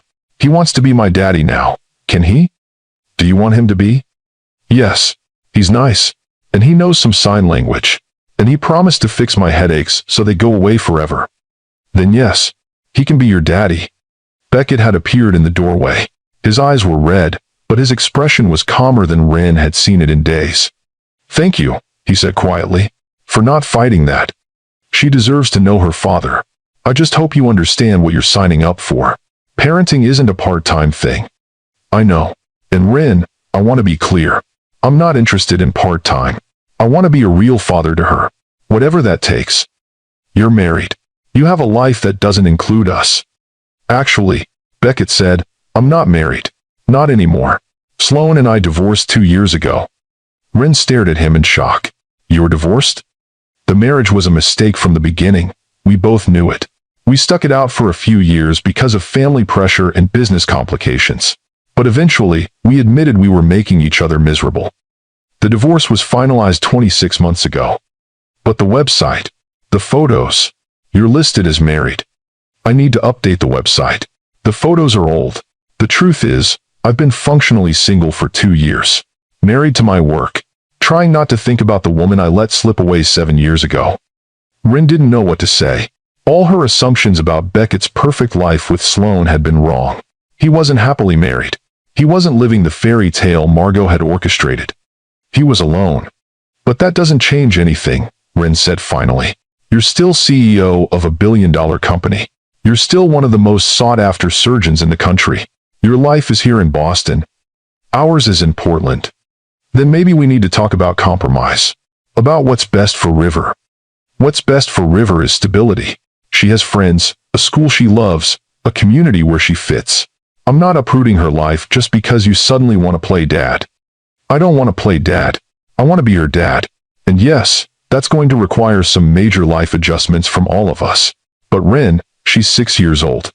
She has her whole life ahead of her. Don't we owe it to her to at least try to figure out how to co-parent? Before Rin could respond, River tugged on both their sleeves. She signed to both of them, her little face serious. Stop fighting. You're supposed to be a team now. That's what families do. They're on the same team. Out of the mouths of babes. You're right, Beckett signed to River, his ASL improving by the day. Your mom and I need to be better teammates. We'll work on it. River beamed and went back to her drawing. Tomorrow's the surgery, Beckett said quietly to Rin. After that, assuming everything goes well, River will need about a week of hospital recovery. Then you'll need to stay in Boston for at least 2 weeks for follow-up appointments. That gives us time to have some real conversations about the future. I haven't agreed to anything beyond the surgery. I know, but Rin, whether you like it or not, I'm River's father. That's not going away. We need to figure out how to make this work. Have you ever watched someone you love more than life itself being wheeled into an operating room, knowing they might not come back? Drop a comment and let me know how you'd handle the impossible situation Rin is facing. And if you're invested in finding out whether River survives and how Beckett and Rin rebuild trust after 7 years of lies and heartbreak, make sure you hit that subscribe button because the second half of this story will take you on an emotional journey and you won't forget. The morning of the surgery, Rin woke at 5 in the morning with River curled against her side. They'd spent the night in the hospital, in a family room designed for pre-surgical stays. River had been NPO, nothing by mouth, since midnight, and she'd signed sleepily about being hungry before drifting off. Rin watched her daughter sleep and tried to memorize every detail. The way River's dark eyelashes fanned across her cheeks. The slight smile that played at the corners of her mouth even in sleep. The way her small hand clutched Rin's shirt like an anchor. In a few hours, Beckett would cut into River's skull and remove a tumor from the most delicate part of her brain. There was a 95% chance everything would go perfectly. But there was also a 5% chance that Rin would lose her daughter on that operating table. River stirred and opened her eyes. Morning already? She signed. Morning, sweetheart. How are you feeling? Hungry, and a little scared. Rin pulled River close. It's okay to be scared. This is a big day. But Dr. Calloway, your dad, he's the best surgeon in the whole country. He's going to take such good care of you. Will you be there when I wake up? I'll be the first person you see when you open your eyes. I promise. A nurse came in at 6 to start River's pre-surgical preparations. An IV for fluids and medications. Vital signs checks. A hospital gown that was far too big for River's small frame. Through it all, River was brave, only wincing slightly when the IV went in. At 7, Beckett appeared. He was already in surgical scrubs, his hair covered by a surgical cap. He sat down next to River's bed and signed to her. Good morning. Are you ready to get rid of those headaches? River nodded, then signed. Are you going to be careful? Mama says my brain is very important. Your brain is the most important thing in the world. And I'm going to be so careful. I'm going to use special computers and cameras to make sure I only remove the bad thing and leave everything else perfect. Will it hurt when I wake up? A little bit. But we'll give you medicine to make you comfortable. And your mama will be there. And so will I. Promise? I promise. I'm not just your surgeon, River. I'm your dad. And dads don't leave. The simple statement made Ren's throat tight. River signed. I'm glad you're my dad. I'm glad too, sweetheart. I'm the luckiest dad in the world. At 7:30, it was time. The surgical team arrived to transport River to the operating room. Ren walked alongside the gurney, holding River's hand. At the doors to the surgical wing, Ren had to stop. This was as far as family could go. She leaned down and kissed River's forehead. I love you so much, baby. More than all the stars in the sky. You're going to do great, and when you wake up, I'll be right there. I love you too, Mama. River's signs were sleepy from the pre-medication they'd given her. Then Beckett appeared beside the gurney. He looked down at Ren, and in his eyes, she saw the same fear she was feeling. I've got her, he said quietly. I swear to you, Ren, I will protect her with everything I have. I know. And then they were taking River away. Through the double doors. Out of sight. Into an operating room, where her fate would be decided by her father's skilled hands. Ren stood frozen in the hallway long after the doors swung shut. A nurse touched her arm gently. Come on, honey. Let's get you to the family waiting room. It's going to be a long day. You need to be somewhere comfortable. The family waiting room was designed for exactly this kind of vigil.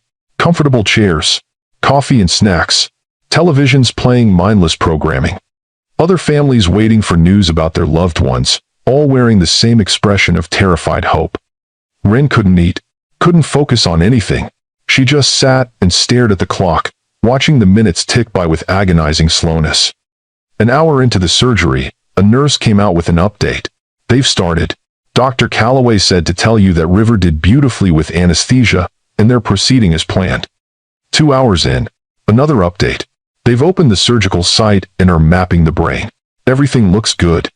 4 hours in, they're removing the tumor now. Dr. Calloway says it's coming out cleanly. 6 hours in, still removing tumor. It's more extensive than the scan showed, but Dr. Calloway is confident he can get it all. 8 hours in, no update. 9 hours, nothing. 10 hours. Ren was starting to panic. Why weren't they telling her anything? Had something gone wrong? Was River okay? At hour 11, the waiting room door opened and Beckett appeared. He was still in his surgical scrubs, his mask pulled down around his neck. He looked exhausted, but he was smiling. Ren shot to her feet. Is she? She's perfect. Beckett's smile widened. The tumor is completely out. Clean margins. No damage to surrounding structures. She did beautifully. She's in recovery now, and she should wake up in the next 30 minutes to an hour. Ren felt her knees go weak with relief. Beckett crossed the room and caught her as she swayed. I've got you, he said. She's okay. Our daughter is okay. And then Ren was crying.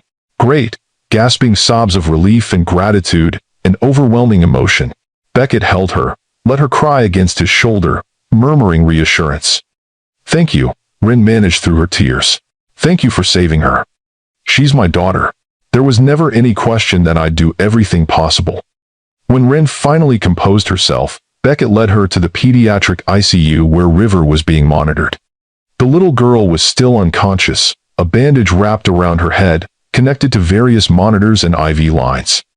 She looks so small, Ren whispered. She's the bravest patient I've ever had. Beckett checked River's monitors with professional efficiency. Her vitals are excellent. Brain function is normal, no swelling, no bleeding. Everything went exactly as planned. When will she wake up? Soon. The anesthesia should wear off in the next hour. And Rin, when she wakes up, she might be confused or disoriented. That's normal after brain surgery. Just be calm and reassuring. They sat on opposite sides of River's bed, waiting. Rin held her daughter's small hand, Beckett monitored the medical equipment, and they existed in a strange bubble of shared vigil. I meant what I said earlier, Beckett said quietly, about wanting to be her father, really be her father. I know. I don't want to disrupt her life or make things harder for you. But Rin, I've missed 6 years. I'd like to not miss any more. What does that look like practically? You're here in Boston. We're in Portland. I don't know yet, but I'm willing to figure it out. My position as CEO is mostly administrative. I can delegate more, work remotely, maybe split my time between Boston and Portland. You do that? For River? Yes, absolutely. And Rin, his voice softened, for the chance to maybe rebuild what we lost 7 years ago? I'd do that too. Beckett, we can't just pick up where we left off. I'm not suggesting we do. Too much has happened. Too much hurt on both sides.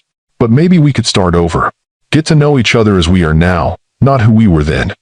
Before Rin could respond, River's eyes fluttered open.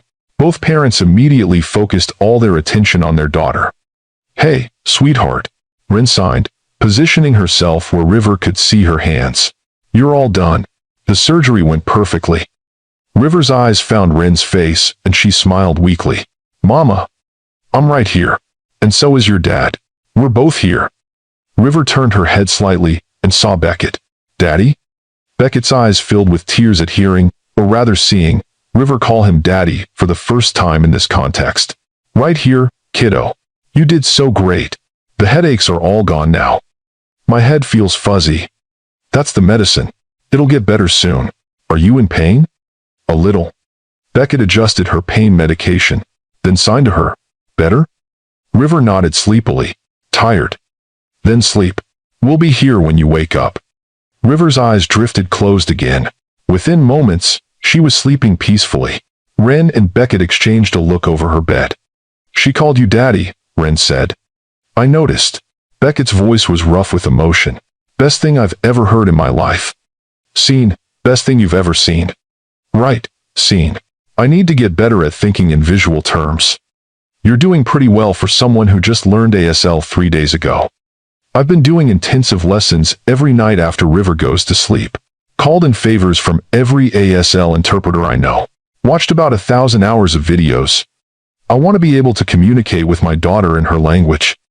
The effort touched Rin more than she wanted to admit. That's really good of you. It's not good. It's the bare minimum. She's my child. Learning her language isn't optional. They sat in comfortable silence for a while, both watching River sleep. The monitors beeped rhythmically. Nurses came and went, checking vitals and making notes. And slowly, Rin felt something shifting inside her. Some of the anger and hurt she'd carried for 7 years beginning to ease. Tell me about her, Beckett said suddenly. Tell me everything I missed. First signs. Favorite foods. What makes her laugh? All of it. So Rin did. She told him about River's first birthday, celebrated with just Rin and her parents. About how River had been an early walker, but had taken longer to develop fine motor control for signing. About her obsession with art and color. About the time she'd painted an entire mural on the wall of their apartment, and Rin had been too impressed by the composition to be mad. She told him about River's first day at deaf school, how she'd come home signing a mile a minute about all her new friends. About her favorite teacher, Miss Octavia, who was deaf herself and had become a mentor to both of them. About River's determination to learn to read before kindergarten, and how she'd been reading chapter books by age 5. Beckett listened to every word, asking questions, filing away details, and Rin could see that he was trying to construct a picture of the daughter he'd missed knowing. Trying to fill in 6 years of blank space with stories and secondhand memories. She sounds incredible, he said when Rin finally ran out of stories.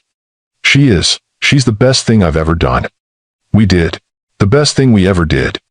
The correction was gentle but important. Rin nodded. Yes, we did. Over the next week, River recovered remarkably well. By the second day, she was sitting up and eating solid food. By the fourth day, she was walking the hospital corridors with a physical therapist, showing off her head bandage to other pediatric patients. By the 7th day, Beckett declared her ready for discharge. "You'll need to stay in Boston for 2 more weeks for follow-up appointments," he said, "but she can recover in a hotel or, if you want, my house has plenty of space." "We'll stay in the hotel," Ren said quickly. "The offer stands if you change your mind." They settled into a routine over those 2 weeks. Ren and River stayed in an extended stay hotel near the hospital. Every morning, Beckett would stop by with breakfast. Sometimes he'd have a full morning at the hospital and would see them briefly. Other days, he'd clear his schedule and spend hours with River, teaching her card games and watching movies with subtitles and slowly learning to be her father. Ren watched their relationship develop with mixed feelings. She was happy that River had a father who clearly adored her. But she was also terrified of losing the exclusive bond she'd built with her daughter over 6 years. One evening, after River was asleep, Beckett asked Ren to have dinner with him, just the 2 of them, to talk. They went to a quiet Italian restaurant, nothing fancy, and sat across from each other like the strangers they'd become. "I owe you an apology," Beckett said after they'd ordered. "For my mother. For everything she did to you 7 years ago. You didn't know what she was doing. That doesn't make it okay. She manipulated both of us. Destroyed something real and good because she was more concerned with social status than my happiness." "Have you talked to her? Does she know about River?" "I told her yesterday." Beckett's expression went hard. "She had the nerve to suggest that we do a paternity test. That maybe you were lying about River being mine to get access to family money." "What did you say?" "I told her that River is obviously mine, and that if she ever suggests otherwise again, she'll never meet her granddaughter. Then I informed her that she's no longer involved in any decisions regarding my life, my career, or my family." "How did she take that?" "About as well as you'd expect. Lots of talk about family duty and Callaway legacy and how I'm throwing away everything she and my father built. I told her that the only legacy that matters to me is being a good father to my daughter." The conviction in his voice made Ren's heart ache.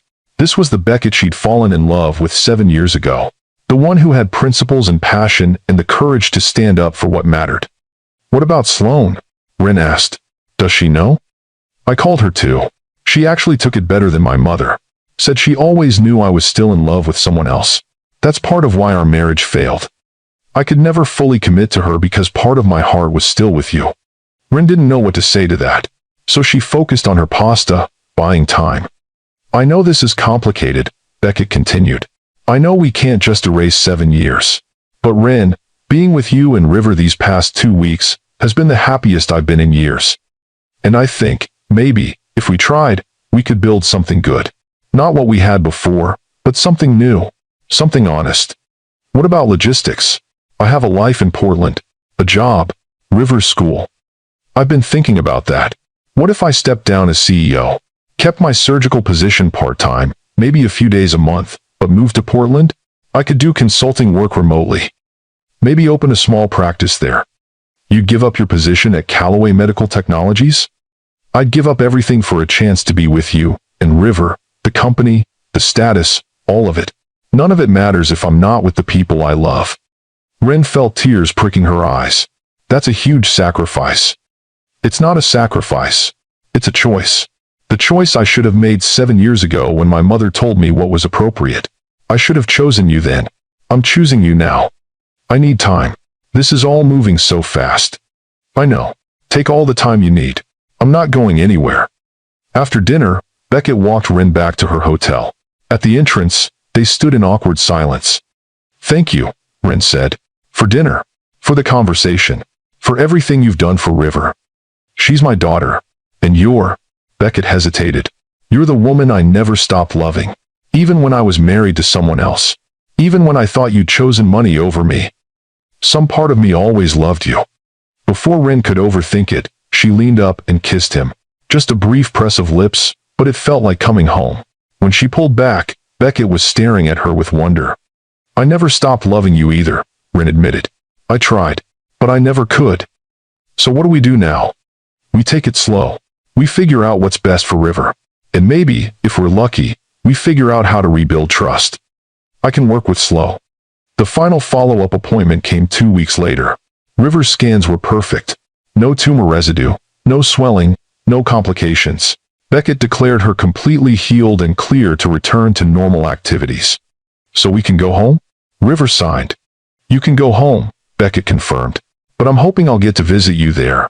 If that's okay with you and your mom. River looked at Ren expectantly. Can Daddy come visit us in Portland?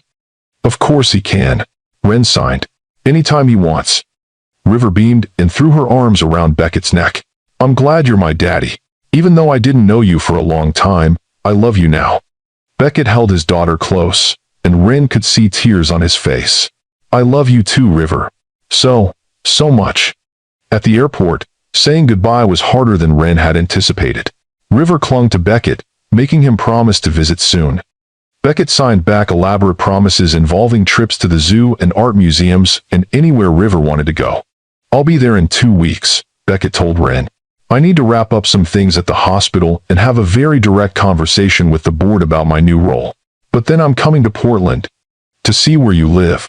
To meet River's friends and teachers. To understand the life you've built. We'll be ready. Ren, Beckett took her hands. Thank you for letting me be part of this, for giving me a second chance with River. And maybe, eventually, with you. You saved her life. That's worth a second chance. I didn't save her life because I wanted a second chance. I saved her life because she's my daughter, and I love her. The second chance with you is just the bonus I'm hoping for. Ren smiled and kissed him quickly. Come to Portland. We'll see what happens. On the plane ride home, River fell asleep against Ren's shoulder, exhausted from the excitement. Ren looked down at her daughter's peaceful face and felt overwhelming gratitude.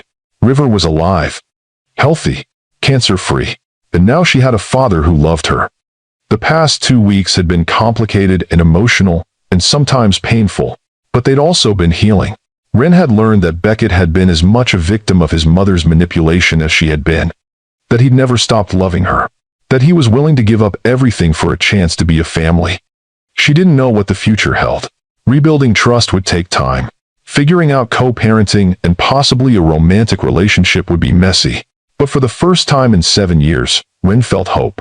2 weeks later, Beckett arrived in Portland with 2 suitcases and a resignation letter that had sent shockwaves through the Boston medical community. He'd stepped down as CEO of Callaway Medical Technologies, taken a leave of absence from his surgical position, and moved across the country to be with his daughter. River was ecstatic. She dragged Beckett to every important place in her life. Her school, her favorite art supply store, the park where she fed ducks, her deaf community center, where she introduced him to Miss Octavia and all her friends. Beckett soaked it all in, learning sign language with increasing fluency, making friends with the other parents, becoming part of River's world instead of trying to make River fit into his. One evening, 3 months after the surgery, Beckett and Ren sat on her apartment balcony while River slept inside. They'd fallen into an easy rhythm over the past weeks. Dinners together. Weekend outings. Movie nights with subtitled films. Slowly rebuilding what had been broken 7 years ago. What are you thinking about? Beckett asked, handing her a glass of wine. How different this is from what I imagined. When I brought River to Boston, I thought we'd get through the surgery and leave. Never see you again. Go back to our life and pretend you didn't exist. Are you sorry that's not what happened? No. Ren turned to look at him. River deserves to have a father, and you've been incredible with her. The way you've embraced her world, learned her language, respected her deafness instead of trying to fix it. That means everything. She's perfect as she is. It took me a while to really understand that. I've spent my whole career thinking of deafness as something to solve. But watching River, seeing how confident and happy she is, understanding deaf culture through Octavia and the community, I was wrong. Deafness isn't a deficit, it's a difference. That's huge growth for someone who built a company on cochlear implants. Beckett smiled ruefully. I'm not saying the technology doesn't have value. For families who choose it, it can be life-changing. But it should be a choice, not an expectation. And River has made her choice clear. She's proud of being deaf. I'm not going to undermine that. Thank you for understanding that. They sat in comfortable silence for a moment, then Beckett spoke again. I've been offered a position at Oregon Health and Science University, part-time pediatric neurosurgery, 2 days a week. It would let me keep practicing medicine while being here for River the rest of the time. That sounds perfect. Are you going to take it? I want to, but But I also want to make sure you're comfortable with me staying in Portland long term. I don't want to crowd you or make you feel pressured. Ren set down her wine glass and took Beckett's hand. I want you here. River wants you here. And Beckett, I think I'm ready to see where this goes. Us. Not just as River's parents, but as two people who used to love each other and might be able to love each other again. Might be able to? Beckett's smile was soft. Ren, I never stopped loving you, but I'm willing to take this as slow as you need. I don't think I need slow anymore. She leaned in and kissed him, not the brief kisses they'd exchanged over the past weeks, but a real kiss. Deep and full of promise and 7 years of longing finally finding release. When they pulled apart, Beckett was looking at her with wonder. Does this mean what I think it means? It means I'm tired of being afraid, tired of protecting myself from getting hurt. I want to try this. Really try. Build a life together. Be a family. A family. Beckett pulled her close. I would love nothing more. But, Ren pulled back slightly, there are conditions. Name them. First, we go to therapy. Both of us individually and together as a couple. We have 7 years of baggage to work through. Agreed. Second, River comes first. Always. If she's struggling with any of this, we slow down or stop until she's okay. Absolutely. Third, I need you to really cut ties with your mother. I know she's family, but I can't have her manipulating our lives again. Already done. I haven't spoken to her since I told her about River, and I've made it clear to the entire family that Margot is not welcome in our lives unless she sincerely apologizes and changes her behavior. Has she? No. She sent a letter threatening to sue for grandparents' rights. My lawyer shut that down immediately. She has no case. Good. Ren took a breath. Last condition. I need you to understand that my career matters too. I'm not going to be the stay-at-home wife who supports your career. I have my own work, my own goals. I would never ask you to give up your work. You're an incredible interpreter and advocate.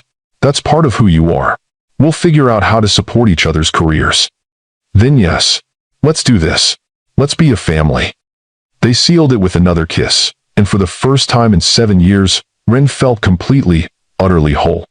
The next morning, they told River together. She was eating breakfast, her hands moving through a story about a dream she'd had, when Beckett and Ren sat down on either side of her. River, sweetheart, your dad and I want to talk to you about something important, Ren signed. River's eyes went wide. Am I in trouble? No, baby. Nothing like that. We just want to know how you'd feel about your dad living here with us. Not visiting, but actually moving in. River looked between them, processing. Like a real family? All together? Exactly like that, Beckett signed. But only if you're comfortable with it.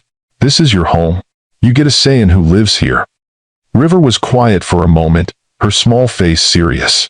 Then she signed. Will you be here every morning for breakfast? Every morning, Beckett promised. And will you read me bedtime stories? Every night. And will you and Mama be happy? Not fighting. We'll be very happy, Ren signed. We'll probably disagree sometimes, because that's what people do. But we love each other, and we both love you more than anything. River's face broke into the biggest smile Ren had seen in weeks. Then yes, I want Daddy to live here. I want us to be a real family. Both parents pulled River into a hug. The three of them tangled together on the kitchen floor, laughing and signing and creating the foundation of something new and beautiful. Over the next 6 months, they built that family. Beckett moved into Ren's apartment, though they quickly realized they needed more space and started house hunting. He started his position at OHSU and quickly became known as the pediatric neurosurgeon, who was fluent in ASL and specialized in deaf patients. Ren continued her interpreting work and started a nonprofit organization supporting families of deaf children. River thrived with both parents present. She excelled at school, her art continued to flourish, and she became a confident, joyful child who moved seamlessly between deaf and hearing worlds. But there was one remaining loose thread. Margot. 8 months after Beckett moved to Portland, he received a call from his father. His mother had suffered a mild stroke. She was recovering, but the medical crisis had apparently prompted some reflection on her life choices. She's asking to see you, Beckett's father said. She wants to apologize. Beckett looked at Ren across the dinner table, where they'd been sharing a meal. My mother wants to talk. Says she wants to apologize. Do you believe her? I don't know. But she's my mother. Despite everything, I should at least hear her out. Do you want me to come with you? Would you? Of course. We're a team, remember? They flew to Boston the following week, leaving River with Octavia, who had become like a grandmother to her. Wren wasn't sure what to expect from Margot Calloway, but she steeled herself for manipulation and carefully worded non-apologies. Margot was in a rehabilitation facility, recovering her strength after the stroke. She looked smaller somehow, diminished by illness and age in a way that made Wren feel an unexpected pang of sympathy. "Beckett," Margot said when they entered her room. "And Wren, thank you for coming." "Mother," Beckett's voice was cautious. "You said you wanted to talk." Margot nodded slowly. "The stroke. It's forced me to confront my mortality. And my mistakes." She looked at Wren directly. "I owe you an apology. A real one. What I did 7 years ago was unconscionable. I manipulated you both because I was more concerned with social status and family legacy than my son's happiness." Wren was so shocked she couldn't speak. "I lied to you," Margot continued. "I lied to Beckett. I destroyed something real and good because I thought I knew better. I thought I was protecting my son, but what I was really doing was controlling him. And in the process, I denied myself the chance to know my granddaughter for the first 6 years of her life." "You have a granddaughter because Wren is an incredible mother," Beckett said firmly. "Despite everything you did to her, she raised River beautifully." "I know." Margot's voice broke slightly. "I've seen the photos Beckett sent. She's beautiful. And deaf, I understand." "Yes," Wren found her voice. "Profoundly deaf and absolutely perfect." "I'm sure she is." Margot paused. "I'd like to meet her, if you allow it. I have no expectations, no demands. But I'd like the chance to know my granddaughter, and to show you both that I can change." Beckett looked at Wren. "This is your call. River is our daughter, but you bore the brunt of my mother's cruelty. If you're not comfortable with this, we leave right now." Wren studied Margot carefully. The older woman looked genuinely remorseful, but Wren had learned to be cautious of Calloway family sincerity. "Why now?" Wren asked. "Why the sudden change of heart?" "The stroke scared me. Lying in the hospital, unable to move half my body, I realized how much time I'd wasted on things that don't matter. Social status, business empires, family reputation. None of it means anything when you're facing your own mortality." Margot's eyes filled with tears. "I've lost so much time with my son because I was too proud to admit I was wrong. I don't want to lose anymore, and I don't want to die without knowing my granddaughter. If we allow this, there are conditions," Beckett said. "You will respect Wren as my partner and River's mother. You will not criticize our choices or try to manipulate our family. And if you ever, and I mean ever, suggest that River needs to be fixed or that her deafness is a problem, you will never see any of us again." "I understand. I agree to all of it. And you need to learn sign language," Wren added. "If you want to communicate with River, you communicate in her language. We're not asking her to accommodate you." "I've already started lessons," Margot said. "My speech therapist is deaf. She's been teaching me basic signs during my recovery." This was more than Wren had expected. She looked at Beckett, who seemed equally surprised.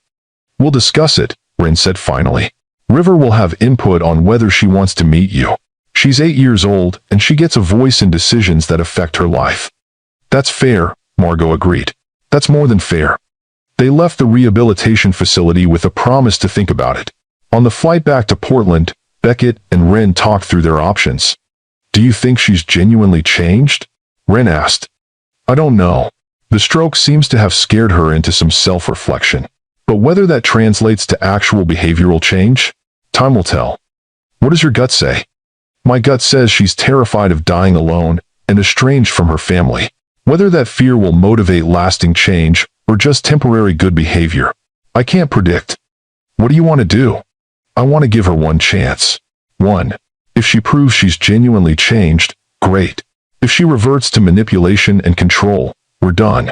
No second chances." Wren nodded. "That seems fair. But River decides. We present the option and let her choose." "Agreed." That night, they sat down with River after dinner. Beckett signed the explanation carefully, making sure River understood. "Your grandmother, my mother, wants to meet you. She did some things that hurt your mama and me a long time ago. She's apologized and says she's changed, but we want to know what you think. Do you want to meet her?" River considered this seriously. Does she know sign language? She's learning. She might not be fluent yet, but she's trying. Why did she hurt you and Mama? She thought she knew what was best for me, even when I told her she was wrong. She tried to control my life instead of trusting me to make my own choices. River frowned. That doesn't sound very nice. It wasn't. That's why we want you to decide if you want to know her. River thought for a long moment, her small face scrunched in concentration. Finally, she signed. Can we try one visit? If she's mean or makes Mama sad, we don't have to see her again. Ren pulled River into a hug. That's very wise, sweetheart. One visit. And if anyone is uncomfortable, we leave. Okay. But Mama? River pulled back to look at Ren directly. If she's mean to you, I'm going to tell her she's being rude. Even if she's my grandmother. Ren felt tears prick her eyes. You're the best daughter in the entire world. I know, River signed with a mischievous grin. 2 months later, after Margot had completed her rehabilitation and returned home, they arranged a meeting. Margot flew to Portland rather than asking them to come to Boston, which Ren appreciated. This was their territory, their home. Margot was the visitor. They met at a park, neutral ground where River would be comfortable. Margot arrived exactly on time, walking with a slight limp from the stroke but otherwise looking much healthier than she had in the hospital.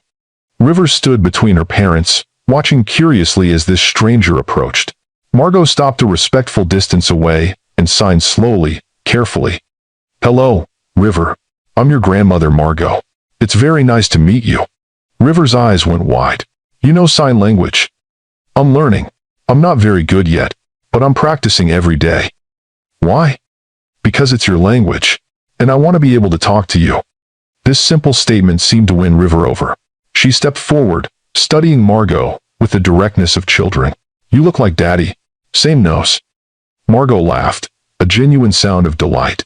Yes, your daddy got my nose. And you got your daddy's eyes. They're pretty eyes. The most beautiful.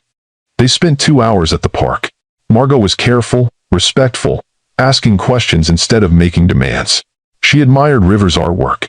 She complimented Ren's parenting. She apologized to Beckett again for the years of interference. And most importantly, she signed. Slowly. With many mistakes, but she signed. At the end of the visit, River hugged Margot. Goodbye. Can you come again? River signed. I would love to, if your parents say it's okay. River looked at Beckett and Ren expectantly. Both parents nodded. You can come again, Ren said. You did well today. After Margot left, River was bubbling with excitement. Grandmother Margot is nice, and she's trying really hard to learn sign language. Her grammar is terrible, but she's trying. Beckett laughed. Should I tell her my 8-year-old daughter critiqued her ASL grammar? No, River signed seriously. That would hurt her feelings. We should encourage her, so she keeps practicing. Out of the mouths of babes. Over the next year, Margot visited Portland once a month. Each visit, her sign language improved. Each visit, her relationship with River deepened. And slowly, very slowly, Ren began to trust that the change was real. Margot apologized repeatedly for what she'd done. She acknowledged the pain she'd caused. She respected boundaries without complaint. She even funded Ren's non-profit organization with a significant donation, no strings attached. I can't undo the past, Margot said during one visit, signing as she spoke so River could follow the conversation.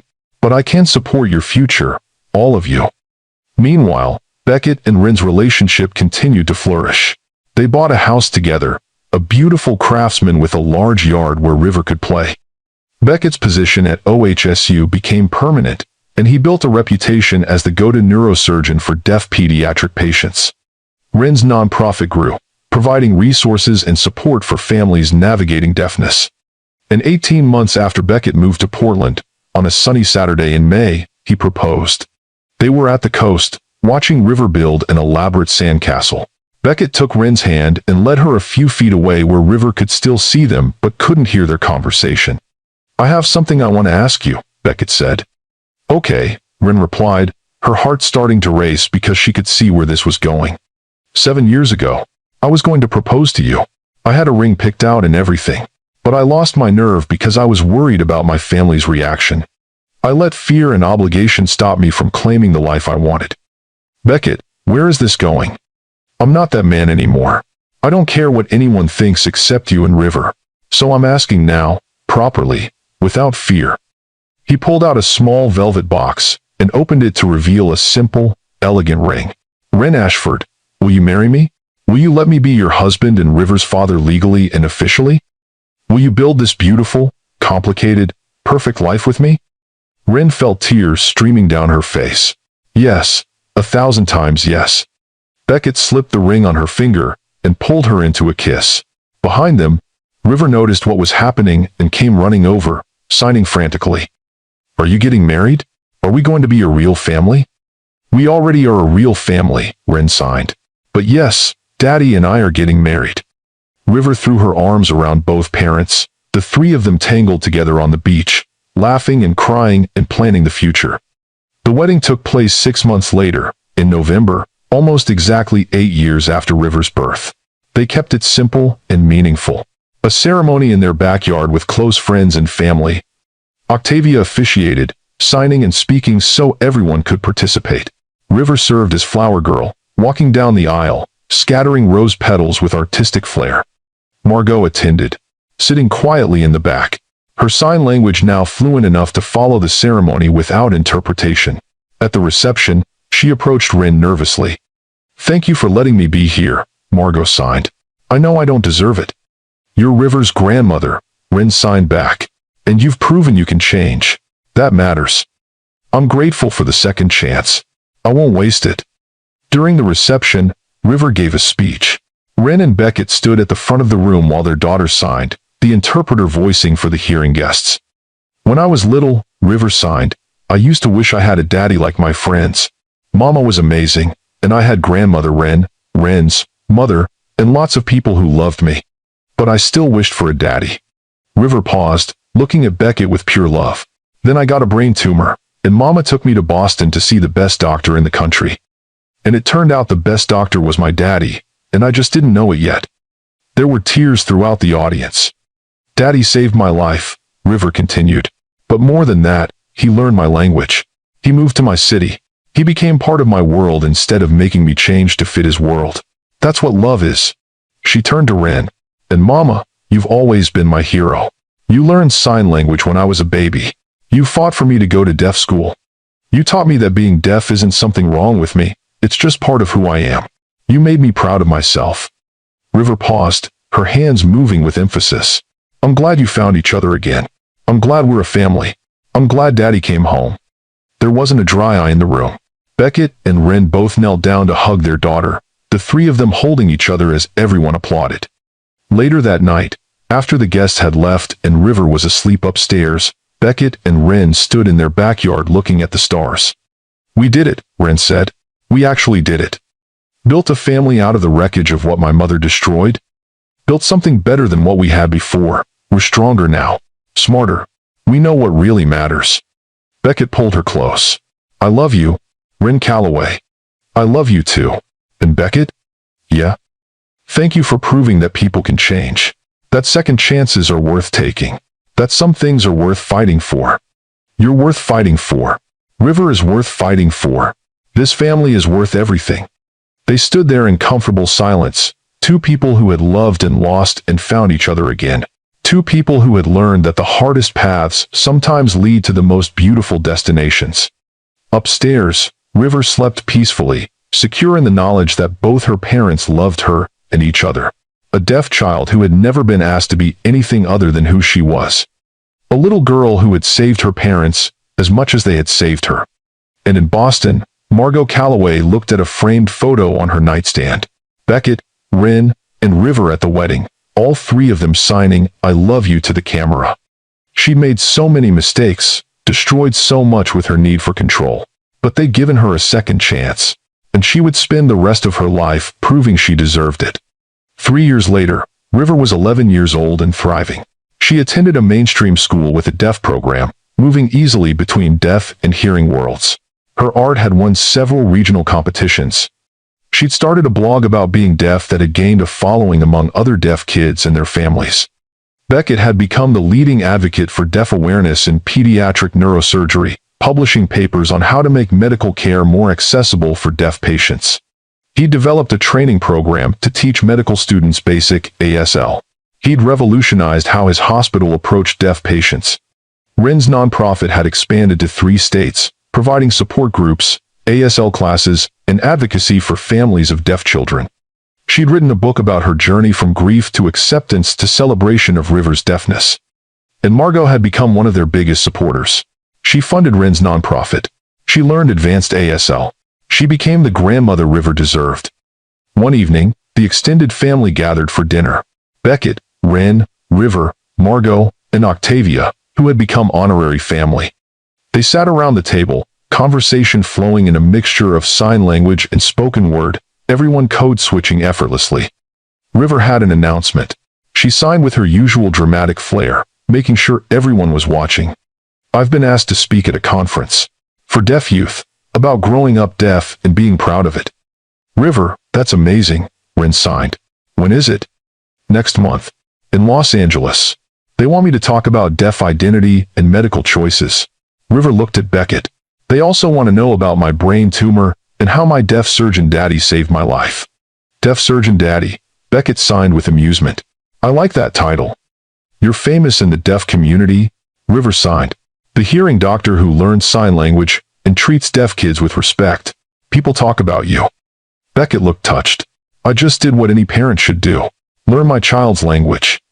"Most hearing parents don't," Octavia interjected. "Most see deafness as a problem to fix. You saw it as a culture to embrace. That makes you special." "I had good teachers," Beckett signed, looking at Octavia and then at Ren. The conversation continued, flowing between serious topics and laughter. At one point, Margot shared a story about accidentally signing something very inappropriate to a deaf colleague, mixing up her signs. River laughed so hard she nearly fell off her chair. Watching her family together, Ren felt overwhelming gratitude. 8 years ago, she'd walked into a hospital terrified and alone, desperately seeking help for her dying daughter from the man who'd broken her heart. She'd expected a business transaction. Get the surgery. Leave. Never look back. Instead, she'd found redemption. Healing. A family rebuilt on stronger foundations than the first time. Love that had been tested and proven genuine. Later that night, after everyone had gone home and River was in bed, Beckett and Ren sat on their back porch. Their nightly ritual, stolen moments of peace after busy days. "Do you ever think about how different our lives would be if River hadn't gotten sick?" Beckett asked. "Sometimes. We'd probably still be living separate lives. You in Boston, me in Portland, River not knowing her father. Do you think we would have found our way back to each other eventually?" Ren considered this. "I'd like to think so. But honestly, probably not. I was too hurt. You were too convinced I betrayed you. Without River forcing us together, I think we would have stayed apart forever. I hate that it took our daughter almost dying for us to find each other again." "Me too. But Beckett, everything we went through made us who we are. The pain, the separation, the struggle. It all led us here. To this moment? To this family. This life. This understanding of what really matters." Beckett pulled Ren close. "I wouldn't change anything. Not even the pain. Because it brought us here." "Liar. You'd absolutely change the pain if you could." "Okay, yes. If I could go back and tell my younger self to stand up to my mother, to fight for you, to refuse the manipulation, I would. But I can't. So instead, I choose to be grateful for what we have now." "That's very mature of you." "River's influence. She's wise beyond her years." "She is. Our daughter is pretty incredible. Our daughter is the best thing we ever did, even when we did it separately." They sat in comfortable silence, watching stars appear in the darkening sky. Inside, River slept peacefully, secure in a love that had been tested by time and distance and heartbreak, and had emerged stronger for it. The next morning, River bounded into her parents' bedroom at 7, jumping on the bed to wake them up. "Mama, Daddy, wake up. It's Saturday. You promised we'd go to the farmer's market." Beckett groaned and pulled a pillow over his head. "It's too early for this much energy." River yanked the pillow away and signed emphatically. "You promised. Promises are important."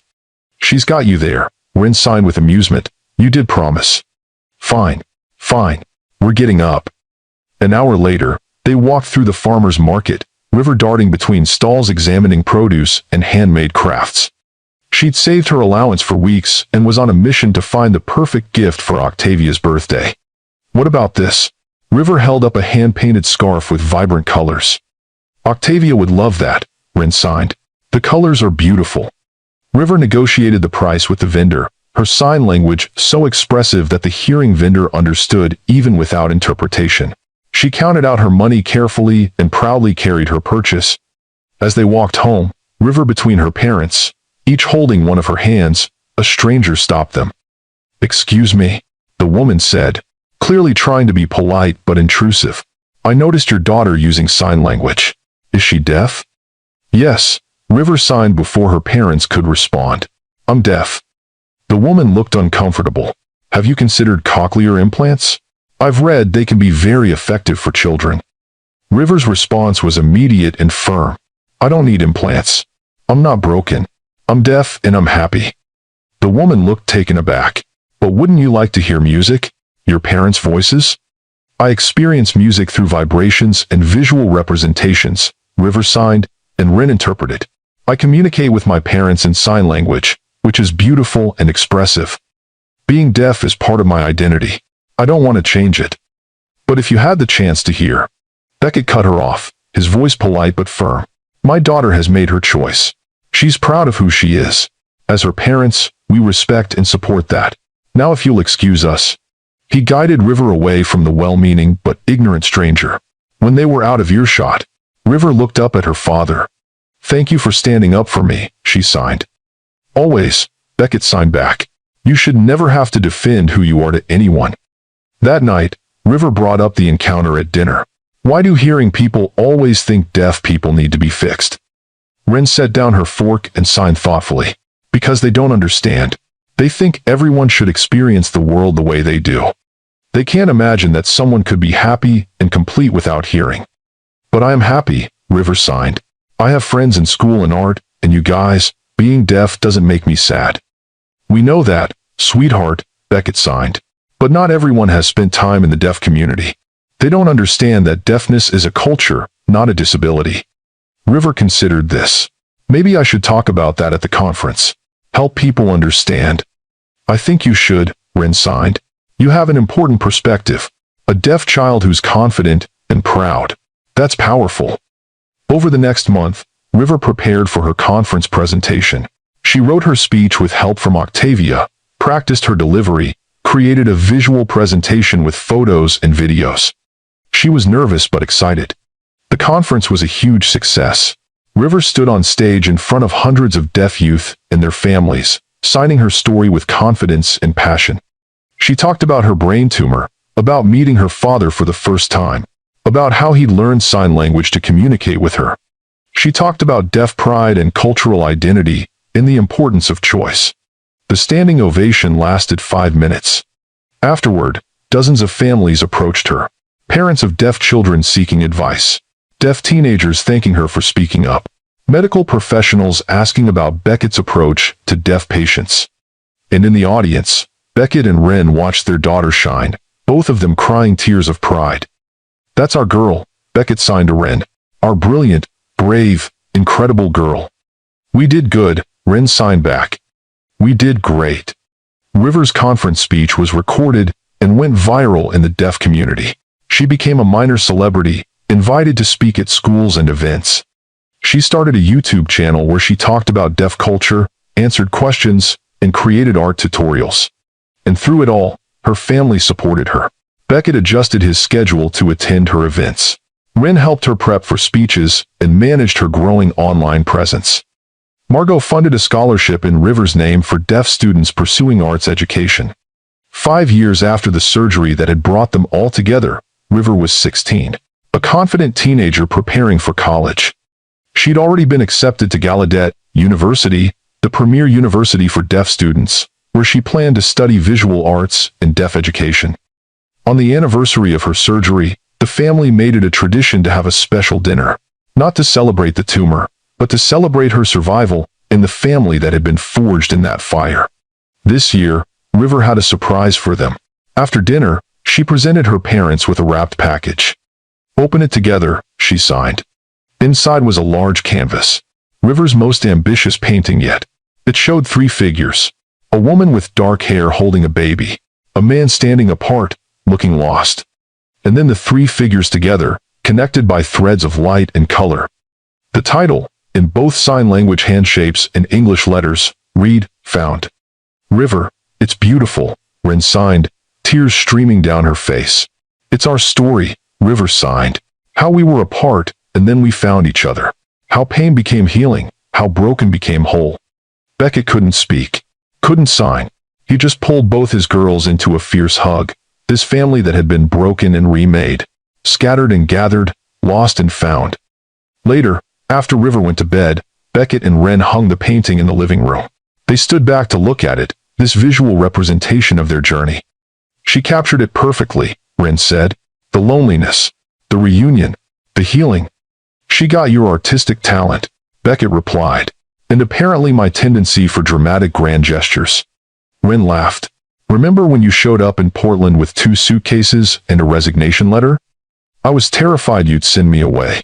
I was terrified you'd leave again. Never. You're stuck with me now. Good. They stood in silence for a moment, then Beckett spoke again. Do you think we would have made it if River wasn't deaf? What do you mean? If River had been born hearing, would I have learned and grown the way I did? Would I have confronted my prejudices about deafness and disability? Would I have been forced to see the world from a completely different perspective? Ren considered this. I think River's deafness was the catalyst for a lot of your growth. But I also think you're capable of learning and changing regardless. You're not the same man you were 10 years ago. You've grown. Thanks to you. And River. And honestly, thanks to my mother's manipulations forcing us apart. Because coming back together made me appreciate what I had. Are you actually thanking your mother for destroying our relationship? In a weird way, yes. Because it taught me what matters. It taught me to fight for what I love. It taught me that status and wealth and family approval mean nothing without real connection. Well, when you put it that way. Beckett pulled Ren close. I love our life. This messy, beautiful, complicated life we've built. I love our daughter and her fierce independence. I love that we get to watch her change the world. I love that we found our way back to each other despite everything. I love it too. Ren agreed. All of it. Even the hard parts. Because the hard parts made us who we are. As they headed up to bed, Ren paused at River's door. She could see her daughter through the crack, using a flashlight under her covers to read one more chapter before sleep. So normal, so teenage, so completely perfect. Thank you, Ren whispered to the universe. For saving her. For bringing us together. For this beautiful, unexpected second chance. The next morning, Ren's phone rang early. It was a producer from a major news network. They'd seen River's conference speech and wanted to do a feature story about their family. About deaf culture, medical choices, second chances, and redemption. After discussing it with Beckett and River, they agreed. The interview aired 3 weeks later, reaching millions of people. The response was overwhelming. Families with deaf children reached out, seeking advice and community. Medical professionals asked Beckett to consult on making their practices more accessible. Ren's nonprofit received a flood of donations and volunteer applications. But the most meaningful response came from a young mother who wrote to say that she'd been pressuring her deaf son to get cochlear implants, but after hearing River's story, she decided to learn sign language instead and embrace her son's deafness as part of his identity. That email brought Ren to tears. One family changed. One child who would grow up proud instead of feeling broken. That's what all of this was for. River's impact continued to grow. She testified before the state legislature about deaf education access. She created a mentorship program pairing deaf teens with younger deaf children. She used her art to raise awareness about deaf culture and accessibility. And through it all, her parents supported her. Beckett cut back his surgical schedule to be present for her important moments. Ren managed River's growing platform while maintaining her own nonprofit work. Together, they created a family dynamic that prioritized communication, respect, and unconditional support. On River's 18th birthday, the family gathered for a celebration. River was about to head off to Gallaudet University, ready to start the next chapter of her life. But first, she had something to say. She stood at the head of the table, Her family and chosen family gathered around. Margot was there, now a devoted grandmother who'd fully embraced deaf culture. Octavia was there, the mentor who taught them all so much. Beckett's father, who'd divorced Margot years ago and was now married to a kind woman who'd learned sign language to communicate with River. "I want to thank you all," River signed, "for making me who I am. Mama, you taught me strength and advocacy and pride. Daddy, you taught me that people can change and that love is worth fighting for. Grandmother Margot, you taught me that it's never too late to admit you're wrong and become better. And Octavia, you taught me that being deaf is something to celebrate." She paused, tears in her eyes. "I used to think my brain tumor was the worst thing that ever happened to me. But now I realize it was the best thing. Because it brought Daddy back. It brought our family together. It made me realize how strong I am." River looked directly at her parents. "You two are my favorite love story. You lost each other and found each other again. You chose love over pride. You chose family over everything else. You showed me what real love looks like. Not the easy kind, but the kind that survives heartbreak and separation and comes back stronger." There wasn't a dry eye in the room. Later that night, after the guests had left, the core family of 3 sat on the back porch one last time before River left for college. "Are you scared?" Ren signed to River. "About leaving for school?" "A little," River admitted, "but mostly excited. I'm ready for this next adventure." "We're so proud of you," Beckett signed. "You're going to change the world, kiddo." "I learned from the best," River signed back. "You two changed your world for me. Now I get to do the same for others." They sat in comfortable silence, watching stars appear in the darkening sky. A family forged in crisis, strengthened by adversity, and bound by love that had proven unbreakable. "So let's talk about what we just witnessed." Ren Ashford walked into a hospital with her deaf daughter who needed life-saving surgery. The only surgeon skilled enough to save River was Beckett Calloway, the man Ren had walked away from 7 years earlier, the man who didn't even know he had a daughter. What could have been a story about anger and resentment became a story about redemption and second chances. Beckett didn't demand his rights as a father. He earned them. He learned sign language. He moved across the country. He embraced his daughter's deafness instead of trying to fix it. He proved through consistent action that he had changed. And Ren, who would have been justified in keeping River from Beckett forever, chose to give him a chance. Not because he deserved it, but because River deserved to know her father. She put her child's needs above her own pain. That's real parenting. But here's the thing that makes this story powerful. River's deafness wasn't portrayed as a tragedy to overcome. It was celebrated as part of her identity. Beckett, a man who'd built his career on helping deaf children hear, learned that not every deaf child needs or wants to be changed. That deafness is a culture, a community, a valid way of experiencing the world. The lessons here are profound. First, people can change, but change requires action, not just words. Beckett didn't just apologize. He fundamentally transformed how he approached deafness, fatherhood, and love. Second chances are worth giving, but they must be earned. Ren didn't immediately trust Beckett. She made him prove himself over months and years of consistent behavior. Third, children have agency. River got to decide whether she wanted to know her father, whether she wanted cochlear implants, whether she wanted to meet her grandmother. Respecting her autonomy was crucial. Fourth, healing from betrayal takes time. Ren and Beckett didn't just jump back into a relationship. They rebuilt trust slowly, with therapy and honest communication. And finally, love is a choice. Not the easy initial feeling, but the daily decision to choose your partner and your family over ego, pride, and past pain. Beckett chose Ren and River over his CEO position and family expectations. Ren chose to forgive instead of holding on to righteous anger. River chose to welcome her father instead of resenting his absence. This family was broken, shattered by manipulation, separation, and secrets. But they were remade into something stronger because they chose healing over hurt, communication over silence, and love over everything else. If this story touched your heart, I need you to do something right now. First, smash that like button. Let me know this story resonated with you. Let the algorithm know that stories about real growth and genuine redemption matter. Second, subscribe to Lux Love Chronicles with Mr. Wentworth. Every week, I bring you stories about people facing impossible choices and finding the courage to choose love, healing, and transformation. Third, and this is important, drop a comment And tell me, do you think Ren was right to keep River from Beckett initially? Would you have given him a second chance? What would you have done in Ren's position? I read every single comment and I want to hear your thoughts. And fourth, share this story. If you know someone who's navigating deafness as a parent, someone who's trying to forgive betrayal, someone who's wondering if people can really change, share this with them.